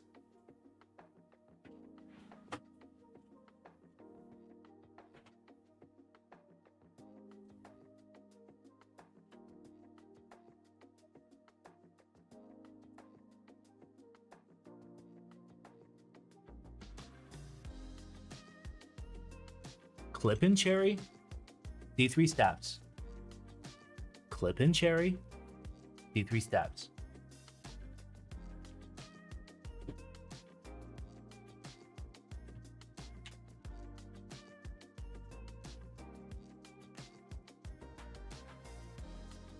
C3 wires, you know what I mean. It's the best value combo. Will even a thin polycarbonate film lower the pitch? Yes, but not as much as like the actual foam ones. All right. How would you recommend lubing cherry switches like 205 on rail dampens to sound too much? And I'm worried about ruining some good dry reds. Don't go 205. 205 is a very niche thing, and like people went too wild on 205. All right, history lesson. Prior to 205 happening, I was talking to Krelbit, who was working on some lube mixes prior to it being released to the public. Outside of Krelbit, I was one of the first people to try 205 grade 0. And I asked him to lube my Gateron tangerines with 205 grade 0 and send me a couple tubs. And he made it very clear to me. He's just like, hey, listen, this is a good lube, but for the right circumstances, like you should be looking at 203 grade 0, 204 grade 0. This was also prior to 203 grade 0 existing. Back then, only 204 grade 0 was something that was sellable to the public. And I tried 205 grade 0, and it's fucking great. And he was like, oh, okay, well, I'll start selling it. So he started selling it, and then everybody was like, oh yeah, 205 everything. No, do not 205 everything. If you've got very smooth switches that are by default very smooth, 205 grade 0, if applied even slightly incorrectly, are going to make your switches less smooth than before. Which is why my default is 204 grade 0, unless I'm dealing with like switches that have polished rails. Think like GetX, for example. So switches with polished rails, even if you put 204 grade 0, you're going to feel that friction as opposed to just the polished rails. It's going to make them seem less smooth. So yeah, it's 205, very specific circumstances. I'm going to go 205 with a really thin coat if I'm trying to deepen the sound. for example, of cherry switches.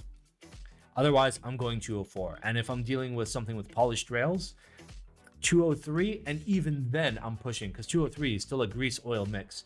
I'd prefer going 107, maybe 106. So yeah, there are many, many lubes. You can't just take a standard lube and just slap it on everything. That's not how it works. So, really depends on your cherries. TLDR, maybe 203, maybe 204. Unless polished rails, then maybe 107.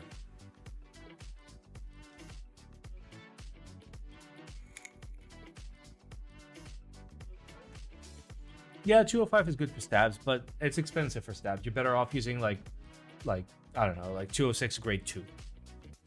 So no grade, so just standard 206. Grade 2 is default. Then you have, you know, grade 1, grade 0, grade 00, grade 000, depending on like the grease oil mixture. Alternatively, still use this for stabs. Good old super lube. It's cheap. You get a tube of this for like $4. It'll do a buttload of stabs, and you're chilling. Like, you'll have to reapply it once every 2-3 years because it will dry out and turn into a dry PTFE lube, but it's still good. Yeah, for this, I mean, yeah. If you guys haven't seen my actual my actual stab lubing guide, playlists, keyword guides, stabilizer modding and lubing for beginners. But like, I talk about the important things, which is clipping, band-aid, lubing, and then like my methodology for lubing, which is fairly simple. Also, look at Young Simon. But like TLDR, you put 205 with a plastic to plastic connections, easy. And then once you've got it together,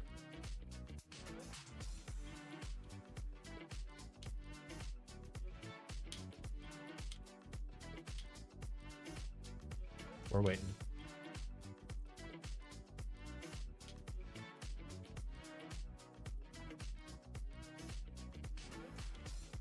Yep, once you got it together, use super lube for your metal to plastic connections.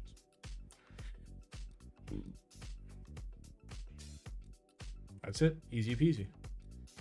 Like, if you're super rich, you can go full 205 for everything. And like, I'll do 205 for everything if it's a board I'm gonna build for someone else, because super lube will eventually dry out, and 205 grade 0 won't, because there's oil and grease in there.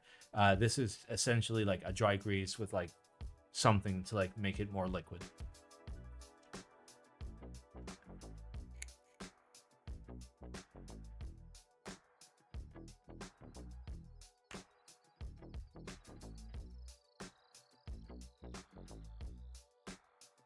Why is this here twice?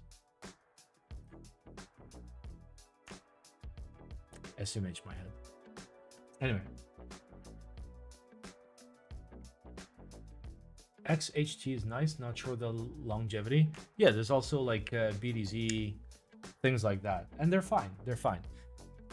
There are two places where like the specific lube doesn't matter. Place number one is springs. So you can go grease, you can go oil, it doesn't matter. You know, as long as it covers the springs, you're chilling. And thing number two is for the metal to plastic connections of your stabilizers.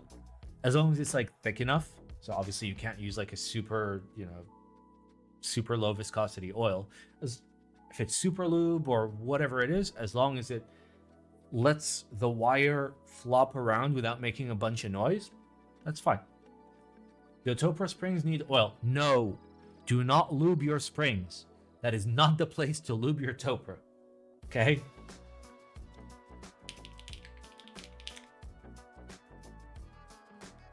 I will show you. Let me show you, okay? Okay. There's only two places you lube your Topra. Only two. Okay? you lube on the outside of this and on the outside of this.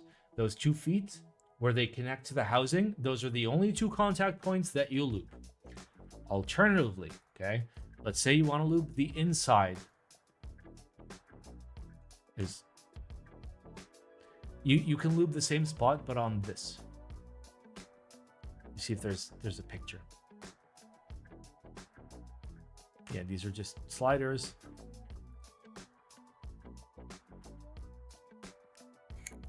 Yeah, lube the sliders. Lube the point at which it touches the housing. That is it. Do not lube anymore. Otherwise, it's going to sound like a fucking jar of mayonnaise. With stabilized keys, god damn it. With stabilized keys,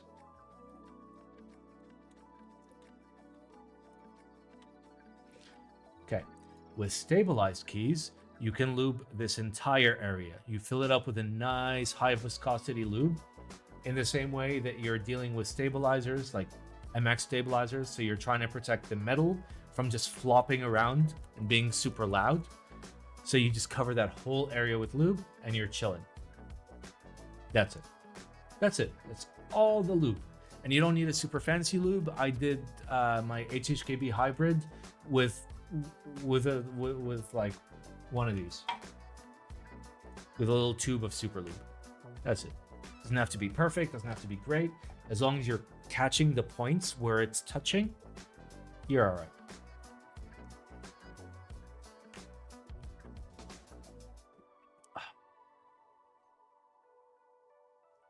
Doesn't super lube melt domes? No. No. Why would PTFE eat plastic? That would be a terrible design.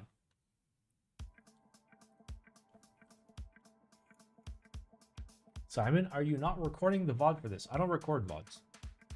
I rely on Twitch to like save them. Okay. Anyway, hurry up. I'll take last minute questions. Superlube melts aftermarket domes because they're bad. Skill issue, I guess. How many more last minute questions do you need? I mean, I'll stream for like another 4 minutes. Pick one.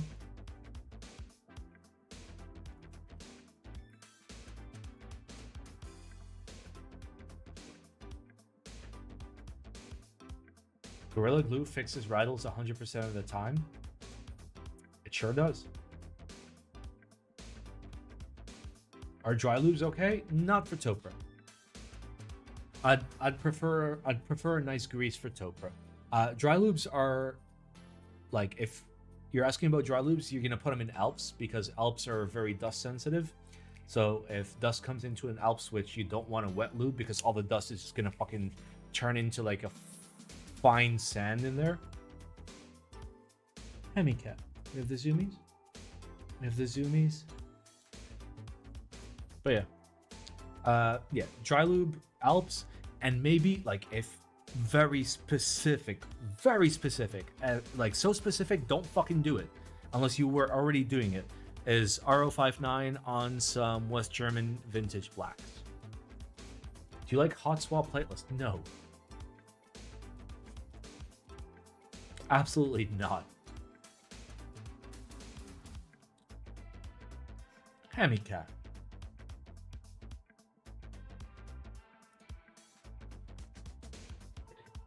Hey, Ham.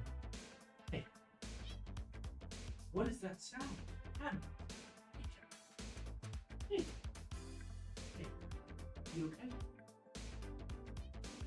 What is this sound? You never made that sound. Ham. Hemicat. Hamilton.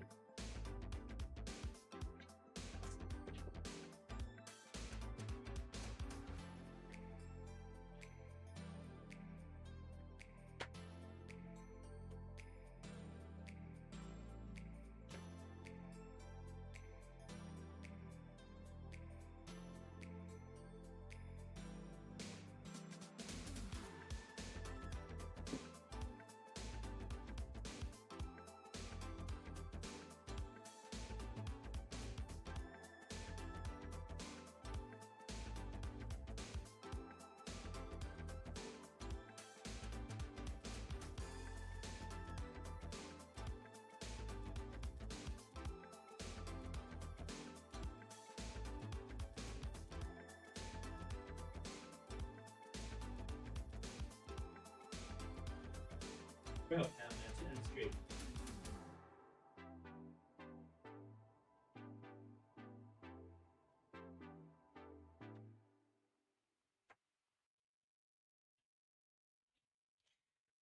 Oh. Alright, well, he's being sussy, so. Oh. Is it true that soldered Is it true that soldered PCB sounds better than a hot swap? Most of the time, simply because hot swap isn't gonna sit like as firm. Poor Ron being fed to a cat. That's not Ron. Ron is here. All right, lads. We are going to raid ELH Customs, and I'll see you guys on Monday, where we're gonna play RuneScape. And I know that a lot of you don't like RuneScape, but it's not about the RuneScape. It's about the stream, dude. It's about the stream. We're gonna stream some shit. We're gonna have some fun. A good weekend, guys. I'll send pictures tomorrow. I have the boys over. We're gonna do a game night, and Kate made cake, and we're gonna do things. So keep an eye on the Discord. Exclamation Discord. Exclamation Patreon. Exclamation cock. Our raid message is Dennis. Dennis. Dennis. You'll see when you're there.